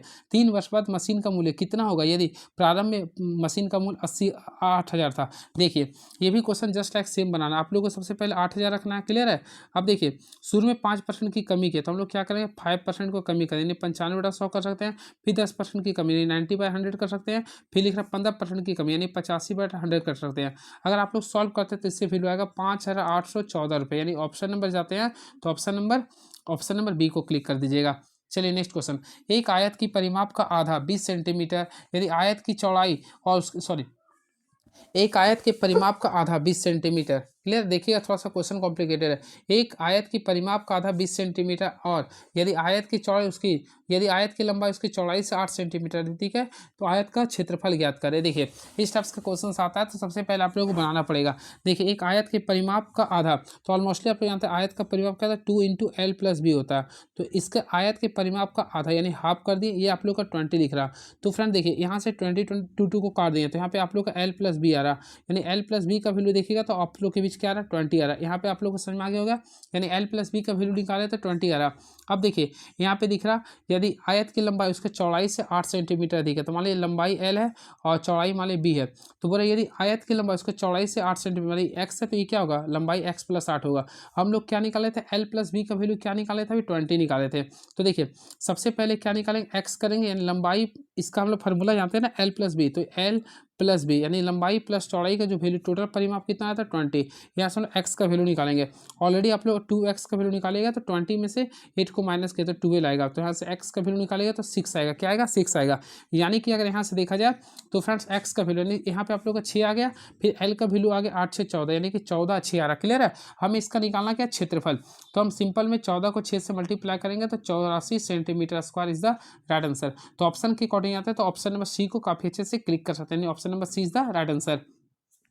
रेगुलर पिरामिड के फेस इस आकार के होते हैं। सबसे पहले बातें करना चाहते हैं रेगुलर पिरामिड। तो ऑलमोस्टली फ्रेंड्स अगर आप रेगुलर पिरामिड बनाते हैं तो रेगुलर में हमेशा क्या होता है वो इक्वल होता है और उसमें दो भुजा हमेशा बराबर होता है। तो इक्वल तो यानी सम होता है दो भुजा यानी द्वि, तो सम द्विबाहु त्रिभुज बनते हैं। क्या बनते हैं वो सम द्विबाहु त्रिभुज। तो ऑप्शन नंबर डी को क्लिक कर दीजिए। क्लियर है। और इसके आधार की सभी भुजाएं समान होते हैं। क्लियर। इस चीज़ को भी आप लोग को ध्यान में रखना पड़ेगा। चलिए एंड नेक्स्ट क्वेश्चन, एरो लगाने का सही तरीका निम्नलिखित में कौन सा है। काफ़ी अच्छा क्वेश्चन है ये। तो फ्रेंड्स मैं आप लोग को लिखाने के लिए तरीका बताता हूँ। जब भी एरो अगर आप लगाते हैं देखिए यहाँ पे आप लोग थोड़ा फोकस कीजिए। देखिए आप लोग को ऑलमोस्टली देखिए एक एरो में लगा दिया। देखिए अब बताइए, रुकिए नहीं तो बड़ा मैं कर देता हूँ, देखिएगा थोड़ा सा ताकि आप लोग को सीखने में दिक्कत ना हो। देखिए देखिए एरो हो गया, देखिए एरो में लगाया हूँ। अब देखिए ये एरो का चिन्ह है। अब फ्रेंड्स आप लोग बताइए एरो का चिन्ह समझ में आ गया ना। तो देखिए इसके अकॉर्डिंग देखिए ये आप लोग को होता है, यानी कि देखिए सबसे इसके अकॉर्डिंग देखिएगा तो सबसे बेस्ट तरीका कौन सा लग रहा। तो ऑप्शन के ये तो आप लोग का एरो आ गया। क्लियर। लेकिन इसमें हम लोग क्या करते हैं लास्ट में स्टेप से लगा देते हैं। तो ऑप्शन नंबर बी को क्लिक कर सकते हैं, यानी option number B is the right answer. Arrow head का प्रयोग करते समय देखा जाता है कि एरो हेड एक्सटेंशन लाइन का स्पर्श कर रहा है या नहीं, यानी कि एक्सटेंशन लाइन को स्पर्श कर रहा कि नहीं, ये हम लोग देखते हैं। क्लियर है। तो याद रखिएगा। और फ्रेंड्स याद रखिए एरो हेड की लंबाई और मोटाई का अनुपात पूछता है। तो ये लंबाई जो था आप लोग का 3 होता है। क्लियर है। सॉरी इसका मोटाई क्या होता है 1 होता है, ये भी याद रखिए, यानी इसका मोटाई का 3 गुना आप लोग का होता है लेंथ होता है। चलिए अब नेक्स्ट क्वेश्चन देखते हैं क्या लिख रहा है ये। तो नेक्स्ट क्वेश्चन आप लोगों के सामने ये रहा, इस प्रकार के माप लिखने की विधि क्या है। तो देखिए इसमें आप लोग को बोलेगा, तो इसमें अगर आप लोग देखते हैं तो समांतर के रूप में आ रहा है। क्या आ रहा है ये समांतर के रूप में। तो ऑलमोस्टली इसको अगर हम लोग लिखेंगे तो इसको हम लोग बोलेंगे इसमें ऑप्शन हाँ यूनिडायरेक्शनल सिस्टम बोलेंगे। यूनिडायरेक्शनल सिस्टम यानी यूनिडायरेक्शनल सिस्टम इसको बोलेंगे। अब अगला क्वेश्चन देखते हैं क्या आ रहा है ये। तो फ्रेंड नेक्स्ट क्वेश्चन हम लोग बढ़ते हैं। बड़ा अच्छा छोटा में क्या पाया था। देखिए काफ़ी अच्छा क्वेश्चन है ये। अरे क्वेश्चन कहीं गड़बड़ा गया क्या फ्रेंड्स। क्वेश्चन यहाँ पे हम लोग कर दिए। 43 के बाद एक पेज गायब हो गया क्या। ओफो एक पेज मेरा गायब हो गया। 43 के बाद एक पेज हमारा पूरा का पूरा गायब हो गया। सॉरी। अच्छा क्वेश्चन गायब हो गया। देखेंगे प्रयास करेंगे इसको अगले वीडियो में। बहुत पछतावा रहा है इसमें। तो फ्रेंड्स यहाँ से एक वीडियो हमारा इसमें से गायब हो चुका है। तो यहाँ पे देखिए डायरेक्टली आप लोग बीच में 43 पता चला था 44, यहाँ पे हमारे पास 63 आ गया, यानी कि एक पेज हमारे पास यहाँ पे गड़बड़ हो गया और एक पेज में बहुत सारा क्वेश्चन होता था। सॉरी 63 देखते हैं 63 नंबर क्वेश्चन क्या लिख रहा है। फिर भी मेरा प्रयास होगा इस जो क्वेश्चन जो छोटा होगा उस चीज़ को मैं पूरे का पूरे करवा दूंगा। तो 63 नंबर क्वेश्चन देखते हैं क्या लिख रहा है ये। तो लिख रहा बड़ा अच्छा छोटा अक्ष में पाया जाता है। देखते हैं फ्रेंड्स, मैं कुछ ना कुछ अभी जरूर इसमें क्लियर करवा दूंगा। बड़ा अच्छा छोटा अक्ष में क्या पाया था, देखिए सबसे पहले बोल रहा है मेजर एक्सिस और माइनर एक्सिस किस में पाया था। तो आप लोग को मैं बताना चाहता हूँ, अगर आप लोग इलिप्स बनाते हैं तो देखिए, अगर आप लोग इलिप्स बनाते हैं ऑलमोस्टली देखिए इलिप्स बनाए होंगे, देखिए क्लास 11 का कंसेप्ट पढ़े होंगे, ये होता है मेजर एक्सिस, क्लियर है। और देखिए मान लीजिए ये एक्स है, सॉरी ये आप लोग का एक्स होता है तो ये एक्स डैश होता है, क्लियर है। और ये वाई अगर है तो ये क्या होता है वाई डैश होता है। तो इसमें याद रखिएगा, देखिए 2 पॉइंट्स में बता रहा हूँ, यहाँ से तो यहाँ तक जो होता है उसको ए बोलते हैं, इसको भी बोलते हैं ए डैश बोलते हैं। तो ये जो होता है आप लोग का इसे बोलते हैं मेजर एक्सिस। और यहाँ मान लीजिए बी है और ये बी है तो 2b को बोलते हैं माइनर एक्सिस। और फ्रेंड वही पूछ रहा बड़ा अच्छा छोटा किस में होता है, तो आप लोग याद रखें इलिप्स में होता है। किस में होता है ये इलिप्स में। तो राइट आंसर कीजिए, तो ऑप्शन नंबर बी को क्लिक कर दीजिए, क्लियर है। बातें करना चाहते हैं इलिप्स का, तो सबसे पहले इलिप्स का इक्वेशन जानिए। तो ये होता है आप लोग का x square by a square plus y square by b square होता है बराबर 1 होता है। इसका एरिया पूछता है तो पाई ए बी होता है। क्या होता है फ्रेंड पाई ए बी होता है। इस चीज़ को भी आप लोग याद रखिएगा। बातें करना चाहते हैं इसका इसेंट्रिसिटी का, तो हमेशा याद रखिए इसका इसेंट्रिसिटी का वैल्यू हमेशा 1 से कम होता है। क्या होता है ये 1 से कम होता है, क्लियर है। इस चीज़ को आप लोग को ध्यान में रखना पड़ेगा। और वही बातें करना चाहते हैं पैराबोला, देखिए इसेंट्रिसिटी क्वेश्चन आता है। देखिए तो मैं 4 वो चीज़ को बताता हूँ। सबसे पहले बातें करना चाहते हैं इलिप्स का, तो इलिप्स का जो इसेंट्रिसिटी होता है वह 1 से कम होता है। बातें करना चाहते हैं हाइपरबोला का, तो हाइपरबोलिक का जो इसेंट्रिसिटी होता है वो 1 से अधिक होता है। बातें करना चाहते हैं पैराबोला का, तो पैराबोला का जो इसेंट्रिसिटी होता है वो 1 होता है। बातें करना चाहते हैं सर्कल का, तो सर्कल का जो इसेंट्रिसिटी होता है वह 0 होता है। बातें करना चाहते हैं स्ट्रेट लाइन का, तो फिर स्ट्रेट लाइन का जो इसेंट्रिसिटी होता है वह इन्फिनाइट टाइम्स होता है। इस चीज़ को भी आप लोग याद रखिएगा। चलिए क्वेश्चन नंबर 64, जो कि सॉरी ए जो कि पी का एफ का पुत्र है, ए है जो कि एफ का पुत्र है का विवाह बी से हुआ। सबसे पहले देखिए एफ का पुत्र है, मान लो एफ पिताजी है तो इसकी माताजी ए हो गया, इसका पुत्र हो गया। अब हो रहा का विवाह यानी इसका विवाह यानी ए का जो विवाह हुआ ना शादी हुआ बी से, क्लियर है। जिसका भाई सी है यानी कि इसका भाई क्या हो गया फ्रेंड, तो देखिए सी से, ये आप लोग का देखिए ये पुत्र था तो यहाँ प्लस किए, ये आप लोग का पत्नी हो गया। सी इसका क्या भाई है तो यानी प्लस कर दिए। जिसका भाई सी है, डी सी की पत्नी है, ऑलमोस्टली फ्रेंड डी जो आप लोग का सी की पत्नी हो गई, यहाँ तक समझ में आ गया। और ई की पुत्री है, यानी जो डी है और हमेशा सेकंड के लिए आता है, यानी डी जो है आप लोग का ई की पुत्री है। तो बोला ई एफ का पति है, तो देखिए ई जो है ना एफ का पति है, तो एफ पति ई जो है एफ का पति है, तो ऑलमोस्टली ई जो है एफ का पति है तो यानी ई आप लोग का प्लस में है तो ई क्या होगा एफ माइनस में हो गया, क्लियर है। तो एफ का सी से क्या संबंध है, देखिए काफ़ी अच्छा से आप लोग देख लेंगे। एफ का सी से रिलेशन बोल रहे हैं, यानी एफ और सी के बीच रिलेशन। आप लोग बताइए, देखिए इसका ये क्या था बेटा था, बेटा का ये बहू हो गया, अब बहू का ये हो गया। तो इसको अगर आप लोग देखिएगा तो ये आप लोग का हो गया मदर इन लॉ हो गया, यानी कि बोला एफ का सी से क्या संबंध है। तो सिंपल में देखिए इसका क्या हो जाएगा सांस हो जाएगा ना, तो मदर इन लॉ हो जाएगा, सांस हो जाएगा। तो ऑप्शन है बिल्कुल, तो ऑप्शन नंबर सी को कीजिए, सांस सांस में सांस। तो फ्रेंड ऑप्शन नंबर सी को क्लिक कर देंगे। यदि एक इलास्टिक के प्रत्येक अक्षर को अंग्रेजी वर्णमाला के क्रम में व्यवस्थित किया जाए तो कितने अक्षर का स्थान अपवर्तित रहेगा। देखिए सबसे पहले फ्रेंड्स आप लोग को इलास्टिक लिखना पड़ेगा। देखिए हम लोग क्या करते हैं इलास्टिक लिखते हैं, ELASTIC लिख दिए, क्लियर है। आप लोग सजेशन इसको अल्फ़ाबेटिकल के अकॉर्डिंग सजाइए। हम लोग ए लिखेंगे, फिर सॉरी ए के बाद क्या आप लोग का आएगा इसमें सी आएगा, फिर आप लोग का ई लिखेंगे, फिर देखिएगा तो आई आएगा, फिर एस आएगा, सॉरी आई के बाद एल आएगा, फिर एस आएगा, फिर टी आएगा। अब देखिए कौन कौन सा शब्द अपवर्तित आता था पहला, इसमें कोई वैसा लग रहा मुझे तो कुछ नहीं दिख रहा, तो यानी एक भी नहीं, किसी का भी नहीं होगा। तो ऑप्शन नंबर बी को क्लिक कर देंगे। फिर आ गया क्वेश्चन ब्लड रिलेशन का क्वेश्चन। फ्रेंड्स ये क्वेश्चन बहुत दे रहा, देखिए पी क्रॉस क्यू का वॉल्यूम, यानी कि क्रॉस का अर्थ क्या लिख रहा है, ए बी की माता, यानी पी जो आप लोग का ना पी जो आप लोग का क्यू की मम्मी है, यानी क्यू पी जो आप लोग का क्यू की माता हो गया, क्लियर है। फिर प्लस लिख रहा, प्लस का अर्थ लिख रहा आप लोग ए बी की पत्नी है, यानी कि क्यू जो आप लोग का आर की पत्नी है। चलिए मान ली आर की पत्नी है तो ये आर पति हो गया। फिर माइनस का अर्थ लिख रहा ए बी का भाई है, यानी कि आर जो है एस का भाई है, क्लियर है। फिर डिवाइड कर क्या लिख रहा है ए बी की माँ है, यानी एस जो है ना वह बी की माँ है, सॉरी टी की माँ हो गया, तो यानी ये माइनस कर दी। अब आप लोगों को क्वेश्चन लिख रहा कौन सही है, तो चलिए चेक करते हैं। पहला बोला क्यू एस की बहन है, क्यू एस की बहन है, तो ऑलमोस्टली फ्रेंड पहला बोला क्यू एस की बहन है, तो आप लोग देख सकते हैं क्यू एस की बहन है, बिल्कुल हो जाएगा। यहाँ से आप लोग का रिलेशन हो जा रहा। टी एस का बेटा है टी, तो टी देखिए एस का ऑलमोस्टली बेटा है, ठीक है। आर टी की माँ है, आर टी की माँ है, नहीं, आर आप लोग का टी की माँ नहीं होती तो बेटा हो गया ना, तो ये गलत हो गया। फिर एफ आर का पिता है, पी आर का पिता है, तो ये पीते जो आर का पिता है ये सही है। तो ऑप्शन के अकॉर्डिंग देखें तो ऑप्शन नंबर सी गलत हो गया। चलिए अब नेक्स्ट क्वेश्चन देखते हैं क्या लिख रहा है ये श्रृंखला है, इस चीज़ को खुद से बना लीजिएगा। चलिए अब नेक्स्ट क्वेश्चन देखते हैं क्या लिख रहा है। एक लकड़ी के गुटका का 2/3 जल में डूबकर तैर रहा है, इसका अपेक्षित घनत्व क्या होगा। हमेशा देखिएगा इस क्वेश्चन के बारे में बता रहा हूँ फ्रेंड, एक लकड़ी का गुटका 2/3 जल में डूबकर तैर रहा है तो इसका अपेक्षित घनत्व क्या होगा।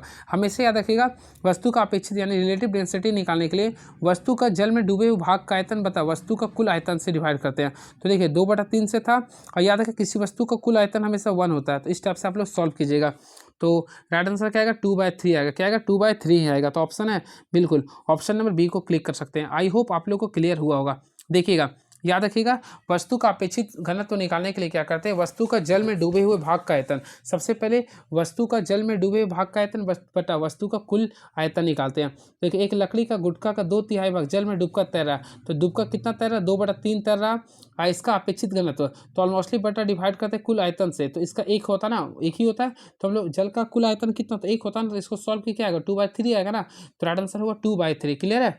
चलिए very next question, negative acceleration निम्नलिखित में किस दिशा के विपरीत होता है। हमेशा याद रखिएगा नकारात्मक त्वरण वेग की दिशा के विपरीत होता है, वेग। तो राइट आंसर करेंगे तो ऑप्शन नंबर ए को क्लिक कर सकते हैं, नहीं वेग के वेग में होता है। और याद रखिए किसी वस्तु के वेग में परिवर्तन की दर को लोग त्वरण कहते हैं। ऑलमोस्टली फिर ए का फॉर्मूला जो होता है, ए का फॉर्मूला होता है वी माइनस यू बाई क्या होता है टी होता है। क्लियर है। अब इसका यूनिट अगर पूछता है तो मीटर प्रति सेकेंड स्क्वायर होता है, मीटर प्रति सेकेंड स्क्वायर होता है। चलिए अब नेक्स्ट क्वेश्चन, और फ्रेंड्स याद रखिए कि यदि किसी वस्तु का वेग का परिमाण समय के साथ घट रहा है तो त्वरण ऋणात्मक होता है, और जब त्वरण जो ऋणात्मक होता है उसे बोलते हैं रिटार्डेशन, यानी फिर त्वरण मंदन कहते हैं। इस चीज़ को भी याद रखिएगा।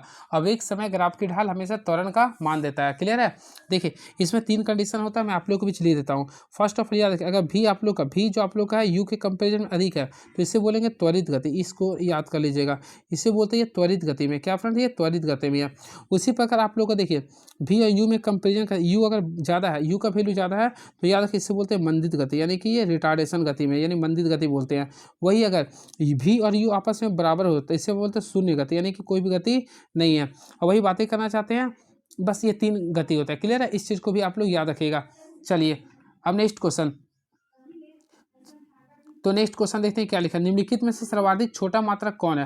तो देखिए सबसे पहले बातें करना चाहते हैं मिलीमीटर का। ऑलरेडी फ्रेंड्स आप लोग बनाएंगे तो 1 मिलीमीटर बराबर, देखिए 1 mm बराबर, तो ऑलमोस्टली 1 मिलीमीटर बराबर होता है 10⁻³ मीटर होता है। क्लियर है। बातें करना चाहते हैं 1 एंगस्ट्रॉम होता है, 1 एंगस्ट्रॉम का जो वैल्यू होता है वह 10⁻10 मीटर होता है। बातें करना चाहते हैं 1 फर्मी का, तो 1 फर्मी का वैल्यू होता है 10⁻15 मीटर होता है। वही बातें करना चाहते हैं 1 मीटर का, तो ऑलमोस्टली फ्रेंड 1 मीटर बराबर क्या होता है, तो 1 मीटर बराबर क्या होता है, 1 मीटर तो सबसे पहले छोटा ही होता है, तो 1 मीटर ही होता है। क्लियर है। तो यहाँ पे सारे को हम बदल दें, सबसे बोला सबसे छोटा कौन है, तो देखिए यानी जिसका पावर सबसे ज़्यादा है माइनस में वही होता है, यानी 1 फर्मी सबसे छोटा हो गया। तो राइट आंसर कीजिए तो 1 फर्मी, यानी ऑप्शन नंबर सी को काफ़ी मोहब्बत से क्लिक कर सकते हैं। क्लियर है। और याद रखें दिए गए मात्रकों में सबसे छोटा क्या फर्मी है, और फर्मी को लिखते हैं 1 लिखते हैं, और एफ हमेशा छोटा में लिखते हैं एम। 1 फर्मी मीटर बराबर होगा 10⁻15 मीटर होता है। इस चीज़ को आप लोग याद रखिएगा। क्लियर है। चलिए नेक्स्ट क्वेश्चन, याद रखिए फर्मी द्वारा परमाणु के नाभिक की त्रिज्या को मापते हैं, और एंगस्ट्रॉम के द्वारा परमाणु के त्रिज्या और तरंगदैर्ध्य को मापते हैं। देखिए क्वेश्चन आता है फर्मी के द्वारा मापते क्या है, तो परमाणु के नाभिक की त्रिज्या। क्वेश्चन आता है परमाणु के नाभिक की त्रिज्या को किससे मापते हैं, तो फ्रेंड्स में याद रखिएगा फर्मी के द्वारा मापते हैं। वही बातें करना चाहते हैं एंगस्ट्रॉम का, तो देखिए एंगस्ट्रॉम के द्वारा हम लोग मापते हैं परमाणु की त्रिज्या और लैम्डा यानी कि तरंगदैर्ध्य को मापते हैं। क्लियर है। चलिए अब नेक्स्ट क्वेश्चन देखिए 4 ओम का एक प्रतिरोध ए, 6 ओम का प्रतिरोध बी, और 2 वोल्ट की बैटरी के साथ श्रेणी क्रम में जुड़ा हुआ था। ए और बी के बीच विभक्त क्रमशः क्या होगा विभवांतर। सबसे पहले आप लोग अगर बनाते हैं तो हम लोग ऑलमोस्टली जानते हैं ओम के नियम से भी बराबर क्या होता है, भी ए बराबर क्या लिखेंगे आई आर ए। ऑलमोस्टली आप जानते हैं करंट यानी श्रेणी क्रम में करंट सब इक्वल होता है, ये होगा। तो हम लोग को सबसे पहले निकालना क्या, यहाँ पे अगर आप लोग देखिए तो करंट निकालना, तो देखिए करंट आप लोग का फिक्स रहेगा। तो पहला वाला क्या अगर आप लोग देखिएगा, सॉरी यहाँ पर 4 ओम का एक प्रतिरोध ए, 6 ओम का प्रतिरोध बी, और 2 वोल्ट की बैटरी के साथ श्रेणी क्रम में जुड़ा हुआ है, तो ए और बी के बीच विभव क्रमशः क्या होगा। देखिए सबसे पहले अगर टोटल यानी कि हम लोग सॉरी इक्विवेलेंट रेजिस्टेंस निकालेंगे तो हम लोग क्या करेंगे, देखिए आर ए करेंगे प्लस क्या करेंगे आर बी। अब श्रेणी क्रम में तो दोनों को सम करेंगे, तो ऑलमोस्टली 4 प्लस क्या करेंगे 6, तो यहाँ पे क्या आएगा 10 ओम आएगा। क्या आएगा फ्रेंड 10 ओम आएगा। अब प्रतिरोध ए के सिरों के बीच विभवांतर निकालेंगे। तो हमेशा इसके लिए अगर निकालेंगे तो भी ए निकालेंगे। तो इसके लिए हम लोग क्या करेंगे, आई आर ए करेंगे। क्या लिखेंगे, आई आर ए। आप लोग ऑलमोस्टली जानते हैं भी बराबर क्या होता है, आई आर ए होता है। तो हम लोग यहाँ पे निकालेंगे तो देखिए करंट, तो ऑलमोस्टली मैं बताया था करंट बराबर क्या लेते हैं, भी बटा आर ए करते हैं तो टोटल भी कर देंगे। अब आर ए, तो यहाँ पे टोटल करंट लिखेंगे, यानी आर एस करेंगे, इसके रिस्पेक्ट में करेंगे तो आर ए का रिस्पेक्ट में करें। आई होप आप लोगों को समझ में आ रहा होगा। अब देखेंगे भी का वैल्यू अगर देखिए तो 2 वोल्ट दिया, तो हम लोग 2 कर देंगे। और आर एस यानी कि टोटल इक्विवेलेंट निकाले तो 4 को 6 से जोड़े थे, कितना आएगा, 10 आया था। क्लियर है। इंटू आप लोग ए के इक्विवेलेंट पर लिख रहा था, ए का वैल्यू कितना था, 4 था। अब आप लोग सॉल्व कीजिए। तो फ्रेंड्स सॉल्व करते तो देखिए 2 का टेबल में 10 5 टाइम्स आता है, 5 को 4 से डिवाइड कीजिएगा तो ऑलमोस्टली 0.8 आएगा। तो 0.8 वोल्ट होगा पहला का आंसर। क्लियर है। जस्ट लाइक सेम अगर आप लोग को भी निकालना, देखिए भी निकालना यानी कि प्रतिरोध बी के सिरों पर विभवांतर। तो ऑलमोस्टली जानते हैं भी बराबर क्या होता है, देखिए विभवांतर निकालना है तो हम लोग क्या लिखेंगे, आई आर होता है। क्या होता है, आई आर होता है ना, तो यहाँ आई आर बी करेंगे। अब देखिए आप लोग को मैं बताया करंट बराबर क्या होता है, भी बटा आर ए होता है। तो यहाँ पे भी तो रखेंगे, भी बटा आर ए, तो आर ए यहाँ पे इक्विवेलेंट को करेंगे इंटू आर बी करेंगे। अब आप लोग सॉल्व कीजिए। भी का वैल्यू ऑलमोस्टली कितना था, तो फ्रेंड्स आप लोग देखेंगे भी का वैल्यू था 2 वोल्ट, तो 2 कर दिए आर एस, यानी कि 4 और 6 को जोड़ देंगे, कितना आएगा, 10 आएगा। इंटू आर बी का वैल्यू कितना था, तो आर बी का वैल्यू 6 था। आप लोग सॉल्व किए, 2 का पारा में 10 5 बार में आता है, 5 का पारा में 6 कितना बार में आएगा, 1.2 वोल्ट में आएगा। तो राइट आंसर अगर लिखिएगा तो 0.8 वोल्ट एंड 1.2 वोल्ट आएगा। तो ऑप्शन नंबर डी को काफी अच्छे से क्लिक कर सकते हैं। तो option number D is the right answer. तो इस टाइप से आप लोग को बनाना, होपफुली आप लोग को मजा आ गया होगा सीखने में ये क्वेश्चन। चलिए नेक्स्ट क्वेश्चन, निम्नलिखित में से क्या विद्युत चुंबक की चुंबकीय शक्ति को प्रभावित नहीं करता है। सबसे पहले देखिए हमेशा याद रखिएगा, इसमें जो प्रभावित करता है तो कुंडली के फेरों की संख्या ऑलमोस्टली ये करता है। कुंडली के स्थापन की दिशा, देखिए स्थापन की दिशा से कोई मतलब नहीं होता, तो ऑप्शन नंबर बी ही आंसर हो गया। क्लियर है। फिर कुंडली के माध्यम से प्रवाहित है, ऑलमोस्टली करता है, कोर की लंबाई भी करता है। और याद रखिएगा विद्युत चुंबक नर्म लोहे के बने होते हैं। चलिए क्वेश्चन नंबर हम लोग नेक्स्ट देखते हैं, हमारे बीच नेक्स्ट क्वेश्चन क्या है ये। तो 1990 में HTML का आविष्कार किसने किया था। तो फ्रेंड्स याद रखिए 1990 में HTML का जो आविष्कार किया था टिम बर्नर्स-ली ने किया था। किसने किया था, टिम बर्नर्स-ली ने किया था। तो राइट आंसर किया तो ऑप्शन नंबर बी को काफ़ी अच्छे से क्लिक कर सकते हैं। बातें करना चाहते हैं कुछ एक्स्ट्रा फैक्ट्स का। सबसे पहले याद करते हैं HTML का। तो HTML का फुल फॉर्म होता है हाइपरटेक्स्ट मार्कअप लैंग्वेज। क्या होता है, हाइपरटेक्स्ट मार्कअप लैंग्वेज होता है। क्लियर है। वही एक होता है www, देखो www, तो फ्रेंड्स का होता है वर्ल्ड वाइड वेब होता है, वर्ल्ड वाइड वेब होता है। ठीक है। और इसका भी खोज किसने किया था, टिम बर्नर-ली ने ही किया था। क्लियर है। और HTTP का एक होता है HTTP, तो इसका फुल फॉर्म होता है हाइपर टेक्स्ट ट्रांसफर प्रोटोकॉल होता है। क्लियर है। चलिए नेक्स्ट क्वेश्चन, कौन एक ऑपरेटिंग सिस्टम नहीं है। देखिए ऑप्शन के अकॉर्डिंग विंडोज़, तो ऑलमोस्टली पढ़े होंगे विंडोज एक ऑपरेटिंग सिस्टम है। लिनक्स भी एक ऑपरेटिंग सिस्टम है। ओरेकल, तो फ्रेंड ओरेकल एक प्रकार का डाटाबेस रिलेशनशिप डाटाबेस प्रबंधन प्रणाली होता है, यानी right answer option number B को क्लिएगा। और DOS एक प्रकार का ऑलरेडी पढ़े होंगे, एक प्रकार का ये क्या है, ऑपरेटिंग सिस्टम है। दो शंकु के वक्र पृष्ठों के क्षेत्रफलों का अनुपात 2:1 है। इसकी तिर्यक ऊंचाई 1:2 के अनुपात में है, तो इसकी त्रिज्या का अनुपात क्या होगा। देखिए सबसे पहले दो शंकु का क्षेत्रफल लिख रही है, तो हम लोग ऑलमोस्टली जानते हैं शंकु का क्षेत्रफल क्या था, पाई आर। तो हम लोग पाई R1 इंटू L1 करेंगे, फिर इसी के रिस्पेक्ट में करेंगे पाई R2 इंटू L2 करेंगे। तो यहाँ पे देखिए 2:1 में है, तो हम लोग सबसे पहले क्या करें, पाई को कैंसिल कर देंगे। R1, तो यहाँ पे R1 का वैल्यू आप लोग को निकालना था, तो R1 रहने दिए बाय R2। अब देखिए स्लंट हाइट का वैल्यू, शुरू का वैल्यू कितना दिया था 1, इसका वैल्यू दे रहा 2। हम लोग को इसको सॉल्व करना है, तो ऑलमोस्टली इसको गुना किया तो 4:1 आ जाएगा। क्या आएगा फ्रेंड, 4:1। तो R1:R2 अगर निकालते हैं तो 4:1 आएगा, 4:1। तो ऑप्शन नंबर अगर देखिए तो 4:1, यानी ऑप्शन नंबर सी को क्लिक कर सकते हैं।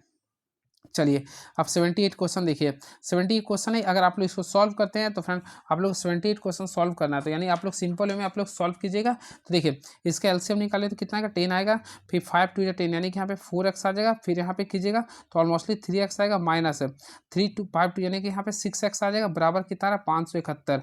और आप लोग सॉल्व कीजिएगा तो x का वैल्यू कितना है 5710 आ जाएगा। देखिए 4 3 7 में से x बचेगा ना केवल। चलिए अब देखिए अच्छा क्वेश्चन आ गया। विमल ने फ्रेंच में 80 में से 63, अंग्रेजी में 100 में से 86, स्पेनिश में 70 में से 56 और जापानी में 50 में से 41 अंक प्राप्त किए, तो उसके द्वारा अंकों का कुल प्रतिशत क्या है। जब भी इस टाइप्स का क्वेश्चन आता है सबसे पहले टोटल गॉड को देखिए, यानी यहाँ पे 63 प्राप्त किया है, यहाँ 86 प्राप्त किया है, फिर 56 प्राप्त किया, यहाँ पे 41, सारे को जोड़ देंगे, यानी कि मैम यहाँ पे जोड़ेंगे 63 प्लस 86 प्राप्त किया है, फिर कितना, तो फिर 56 प्राप्त किया, फिर 41 प्राप्त किया। अब देखें कितना मार्क्स में, तो देखिए पहला मार्क्स में था 80 था, सेकेंड में था 100 था, थर्ड में था 70 और लास्ट में था 50। तो हम लोग इसे डिवाइड कर देंगे। तो देखिए जो मैं बता रहा हूँ इस चीज़ को फोकस कीजिएगा। तो यानी हम लोग 80 कर देंगे, प्लस 100 था, फिर प्लस 70 था, फिर प्लस क्या था 56 था, सॉरी 50 था ये। और आप लोग क्या करिएगा, परसेंट के लिए बोला तो हम लोग 100 से गुना कर देंगे। तो ऊपर वाले को जोड़िएगा। तो फ्रेंड अगर सारे को जोड़े होंगे तो आप लोग को वैल्यू आएगा 246, और तीनों का नीचे वाला को जोड़ेंगे तो 300 आएगा। हम लोग को इसको 100 से डिवाइड करना है, तो ऑलमोस्टली डिवाइड किया तो 82% इसका राइट आंसर आएगा। क्लियर है? तो राइट आंसर फ्रेंड्स का आएगा 82%, जो कि ऑप्शन नंबर सी को क्लिक कर सकते हैं। देखिए नेक्स्ट क्वेश्चन काफ़ी तगड़ा क्वेश्चन है ये। एक बॉक्स में 8:7:6 के अनुपात में 3 अलग अलग प्रकार के पुराने सिक्के हैं। पुराने सिक्कों की कुल संख्या क्रमशः 1:5:10 में है। तो यदि बॉक्स में सिक्कों की कुल लंबाई 11:33 रुपये है, तो सिक्कों के मूल्यों की संख्या 5 का बताइए। सबसे पहले जब भी आता है तो आप लोग देखें 1 रुपये का है, फिर 5 रुपये का है, फिर 10 रुपये का, यही आप लोग का लिख रहा ना। तो हम लोग क्या करें, रेशियो लिखेंगे। यहाँ पे आपको 8 लिख रहा, फिर 7 लिख रहा, फिर 6 लिख रहा। तो हम लोग ऑटोमेटिकली मल्टीप्लाई करेंगे, यानी यहाँ पे 8x आ गया, फिर 7 5 35 हो गया, और 10 6 60 हो गया। तो सारे को ऐड कर देंगे। तो 35 और 8 कितना, 43, 43 और 60 कितना होता है, तो फ्रेंड 103 आ गया। क्या आ गया, 103। तो आप लोग 103 का वैल्यू देखिए तो 11:33 आ गया, 11:33 आ गया। तो हम लोग यहाँ से 1 का वैल्यू देखेंगे। तो 1 का अगर वैल्यू देखिएगा तो टोटल आप लोग 11 आ जाएगा। क्या आएगा, 11। हमें निकालना किसका था, बी का। तो बी का वैल्यू कितना था, 7 था। तो 11 को 7 से मल्टीप्लाई करेंगे तो कितना आएगा, 77 रुपया। तो ऑप्शन है बिल्कुल। तो ऑप्शन में हम लोग सी को क्लिक कर सकते हैं। नेक्स्ट क्वेश्चन देखते हैं क्या लिख रहा है। यदि बेलन के आधार भूमि पर रखा हो तो ऊर्ध्वाधर तल VP में प्राप्त बेलन का प्रक्षेप क्या होगा। देखिए सबसे पहले अगर आप लोग को देखे होंगे, अगर मान लीजिए कि आधार किसी को रखते हैं, अगर मान लीजिए बाई चांस हम लोग बेलन को रखते हैं, ठीक है, तो ये बेलन को हो जाइए, हाँ बेलन को अगर आप लोग रखते हैं फ्रेंड, तो देखिए इसमें याद रखिएगा बेलन को का प्रोजेक्शन अगर बोला ना, यदि बेलन का आधार भूमि पे रखा है तो ऊर्ध्वाधर, तो ऊर्ध्वाधर पे जो देखिए आप लोग को मैं बताना चाहता हूँ, इसका ऊर्ध्वाधर रखेगा तो सिंपल में आप लोग को ये रहेगा, इस टाइप से बचेगा, जो कि एक आयत का रूप लेगा। तो ऊर्ध्वाधर बोलेंगे तो एक आयत लेगा। वही हॉरिजॉन्टल बोलते हैं तो फ्रेंड्स एक प्रकार का ये सर्कल ले लेता। क्लियर है? तो ऑप्शन के अकॉर्डिंग देखिए तो आयत है, बिल्कुल ऑप्शन नंबर डी को क्लिक कर दीजिएगा। चलिए नेक्स्ट क्वेश्चन, तो 81 क्वेश्चन हो गया। देखते हैं 82 नंबर क्या लिख रहा। ये फ्रेंड्स बोलना, एक दिए गए लंबकोणीय प्रक्षेपण यानी ऑर्थोगोनल प्रोजेक्शन के लिए प्रक्षेपण के तलों के संदर्भ में बिंदु की स्थिति क्या होगी। देखिए सबसे पहले याद रखिए, इसमें आप लोगों को मैं ट्रिक बताना चाहता हूँ। सबसे पहले याद देखिए 4 को ट्रिक में बताना चाहता हूँ, इस सबसे लाइन खींच दीजिएगा। अगर देखिएगा इसमें मैं बताना चाहता हूँ, देखिए 4 प्रोजेक्शन पड़ेगा ना, देखिए क्वाड्रेंट होता है 4, first second third and fourth. तो पहला के लिए याद रखिएगा, अगर आप लोग को फ्रंट एफ पहला, यानी कि पहला में एफ, इसके लिए कुछ ट्रिक था, यानी कि पहला एफ फ्रंट फर्स्ट के लिए आते हैं फ्रेंड, तो याद रखिए फ्रंट व्यू पहले ऊपर होता है। क्लियर है? टॉप भी आप लोग का इसमें नीचे चल जाता है फर्स्ट प्रोजेक्शन में। सेकंड प्रोजेक्शन के लिए क्या करते हैं, इसमें HP और VP दोनों ऊपर ही रहता है। क्लियर है? थर्ड के लिए आते हैं तो टॉप भी ऊपर जाता है, फ्रंट व्यू नीचे रहता है। अब फोर्थ में अगर जाते हैं तो HP और VP यानी ये दोनों आप लोग का नीचे आता है। अब देखिए मैं फिर से बताना चाहता हूँ, देखिएगा थोड़ा सा क्वेश्चन पे फोकस कीजिएगा। अगर फर्स्ट क्वाड्रेंट में है तो फ्रंट व्यू, और फ्रंट व्यू जो होता है FT, यानी कि फ्रंट व्यू जो होता है आप लोग का F, यानी कि फ्रंट व्यू और टॉप व्यू। फ्रंट व्यू ऊपर में होता है और टॉप व्यू नीचे होता है। और सेकंड क्वाड्रेंट में अगर जाते हैं तो ये HP और VP दोनों ऊपर में ही होता है। और थर्ड में जाते हैं तो टॉप व्यू ऊपर ही होता है और फ्रंट व्यू नीचे चल जाता है। और इसी पर फोर्थ व्यू जाते हैं तो आप लोग का HP और VP नीचे होता है। क्लियर है? तो हम लोग को निकालना क्या था, ऑलमोस्टली आप लोग देखिएगा तो हम लोग को बोल रहा था ये किस में है, तो ऑप्शन के अकॉर्डिंग ये जाएगा तो HP VP सेकंड में है, तो ऑप्शन है बिल्कुल। तो द्वितीय चतुर्थांश में होगा, यानी राइट आंसर जाएगा तो ऑप्शन नंबर बी को काफ़ी अच्छे से क्लिक कर सकते हैं। चलिए नेक्स्ट क्वेश्चन, एक सममिति यानी आइसोमेट्रिक प्रोजेक्शन क्या होता है। देखिए आइसो यानी होता है इक्वल, क्या होता है, ये इक्वल होता है। अब मेट्रिक यानी मापन। तो हमेशा याद रखिएगा एक सममिति आइसोमेट्रिक प्रोजेक्शन जो होता है वह 3D देखने में क्लिक करते हैं। कहाँ पे करते हैं, 3D देखने के लिए करते हैं। तो right answer option number B को क्लिक कर सकते हैं। क्लियर है? इस ऑब्जेक्ट की तीनों विमाएं लंबाई चौड़ाई ऊंचाई या गहराई को दर्शाया था इसमें। चलिए अब नेक्स्ट क्वेश्चन देखते हैं क्या लिख रहा है। ये आप लोग के लिए मैं स्किप कर रहा हूँ, देखते हैं क्वेश्चन। अब आप लोग कुछ क्वेश्चन स्किप कर, देखिए आ गया इनक्वालिटी का क्वेश्चन। तो फ्रेंड्स यहाँ पे देखिए आप लोग यहाँ पे भी लिख रहा, यहाँ पे जी लिख रहा है, यानी कि जी लिख रहा आप लोग का लेस लिख रहा, जी इज लेस देन भी। तो फ्रेंड्स हम लोग चेक करेंगे क्या ये सूटेबल होगा। तो देखेंगे सबसे पहले भी, तो भी का और जी में रिलेशन देखेंगे। तो ऑलमोस्टली देखिए भी कहाँ पे, तो ये भी आप लोग का है और जी यहाँ पे, ये तो दोनों के बीच रिलेशन देखिए। सबसे पहले ये आप लोग का ग्रेटर होता है, ये लेस हो रहा। तो जब भी ग्रेटर लेस के बीच में आता है तो हमेशा कैंसिल हो जाता है। क्लियर है? तो पहला को आप लोग कैंसिल कर देंगे। सेकेंड जेड और डब्ल्यू का बोल रहा है, यानी कि W is less than Z बोल रहा, तो डब्ल्यू और जेड के बीच रिलेशन देखेंगे। तो फ्रेंड कलर को चेंज करते हुए बताते हैं, देखिए जेड और डब्ल्यू का, तो ये आप लोग का जेड है और डब्ल्यू है, तो देखिए ये दोनों में आप लोग का क्या रहा है, ये ग्रेटर आ रहा है, और यहाँ पे बोला लेस में, तो ये भी आप लोग का गलत आ गया। यहाँ पे अगर ये क्वेश्चन रहता है जेड इस टाइप से रहता तो ये सही होता, तो दोनों को देखा जाए तो गलत हो गया। तो ना तो निष्कर्ष 1 ना तो निष्कर्ष 2, यानी ऑप्शन नंबर ए को क्लिक कर दीजिएगा। देखिए प्यूपिल, कॉकलिया, कॉर्निया, आइरिस, तो ऑलरेडी फ्रेंड्स आप लोग देखे होंगे ये क्या बोल रहा है, 4 संगत है, यानी इसमें 3 संगत है, एक असंगत है, तो कौन असंगत होगा, होपफुली आप लोग समझ गए होंगे। देखिए प्यूपिल आंख से संबंधित, तो आइरिस भी संबंधित है, कॉर्निया भी, लेकिन ये क्या कॉलिया क्या होता है, ये वो तो ये आप लोग का अलग हो गया, ठीक है। तो right answer option number D को, ये जो था कॉलिया जो था एक आंतरिक कान का हिस्सा होता है। अब आ चुके हैं रीजनिंग में क्वेश्चन आ चुके हैं, ये आप लोग का ये सॉरी इसको डायरेक्शन का क्वेश्चन है। दक्षिण की ओर मुंह करके राम ने चलना शुरू किया, चलिए राम ने चलना शुरू किया, मान लीजिए राम था ओ से स्टार्ट किया, तो दक्षिण की ओर चल गया, और 30 मीटर चलने के बाद, यानी फिर वो 30 मीटर चल गया, 30 मीटर चलने के बाद वो बाएं मुड़ा, और मोस्टली बाएं मुड़ा दिया, और 25 मीटर चला, चलिए 25 मीटर चला, और फिर वो बाएं मुड़ा, यानी ऊपर गया 30 मीटर चला। अब क्लियर है, वो अपनी प्रारंभिक बिंदु से किस दूरी पे है, तो देखिए इसका प्रारंभिक बिंदु फ्रेंड्स कहाँ पे था, तो ऑलमोस्टली देखिए ये है, और कितना दूरी पे है, तो देखिए टोटल 30 मीटर में है ये, और कहाँ पे है, तो प्रारंभिक बिंदु से ये पूर्व की ओर है, तो 30 मीटर पूर्व की ओर होगा, ऑप्शन है 25 मीटर पूर्व की ओर। तो राइट आंसर ऑप्शन नंबर ये देखिए 25 आ रहा था, हम गलती हो गया, तो 25 मीटर पूर्व की ओर होगा। जब जल को 0 डिग्री सेल्सियस से 100 डिग्री सेल्सियस तक गर्म किया जाता है तो जल का आयतन क्या होगा। देखिए जब भी आयतन की बात करना चाहते हैं तो देखिए आयतन को हम वॉल्यूम लिखते भी लिखेंगे, इसका कंडीशन होता है यहाँ पे 0 लिखेंगे, यहाँ पे 4 डिग्री सेल्सियस लिखेंगे, इसके बाद आप लोग मान लीजिए 100 है तो 100 लिखेंगे। सबसे पहले कंडीशन अगर आप लोग भी लिखते हैं तो देखिए शुरू में क्या हो रहा है, लॉस हो रहा है, तो 0 डिग्री से 4 डिग्री सेल्सियस तक शुरू में ये कमता है, शुरू में क्या होता है ये कमता है, फिर 4 से जैसे 100 तक जाते हैं तो फिर ये बढ़ता है, क्या होता है ये बढ़ता है। अब आप लोग क्वेश्चन को मिल गया होगा ये वॉल्यूम का इफेक्ट। तो जब जल को 0 डिग्री सेल्सियस से 100 डिग्री सेल्सियस तक गर्म करते हैं जल का आयतन क्या होगा, तो ऑलमोस्टली फिर आप लोग समझ गए होंगे। तो सबसे पहले क्या होगा, जल का आयतन पहले घटेगा, पहले क्या रहा घट रहा, फिर क्या हो रहा बढ़ रहा, तो ऑप्शन के अकॉर्डिंग चलेगा।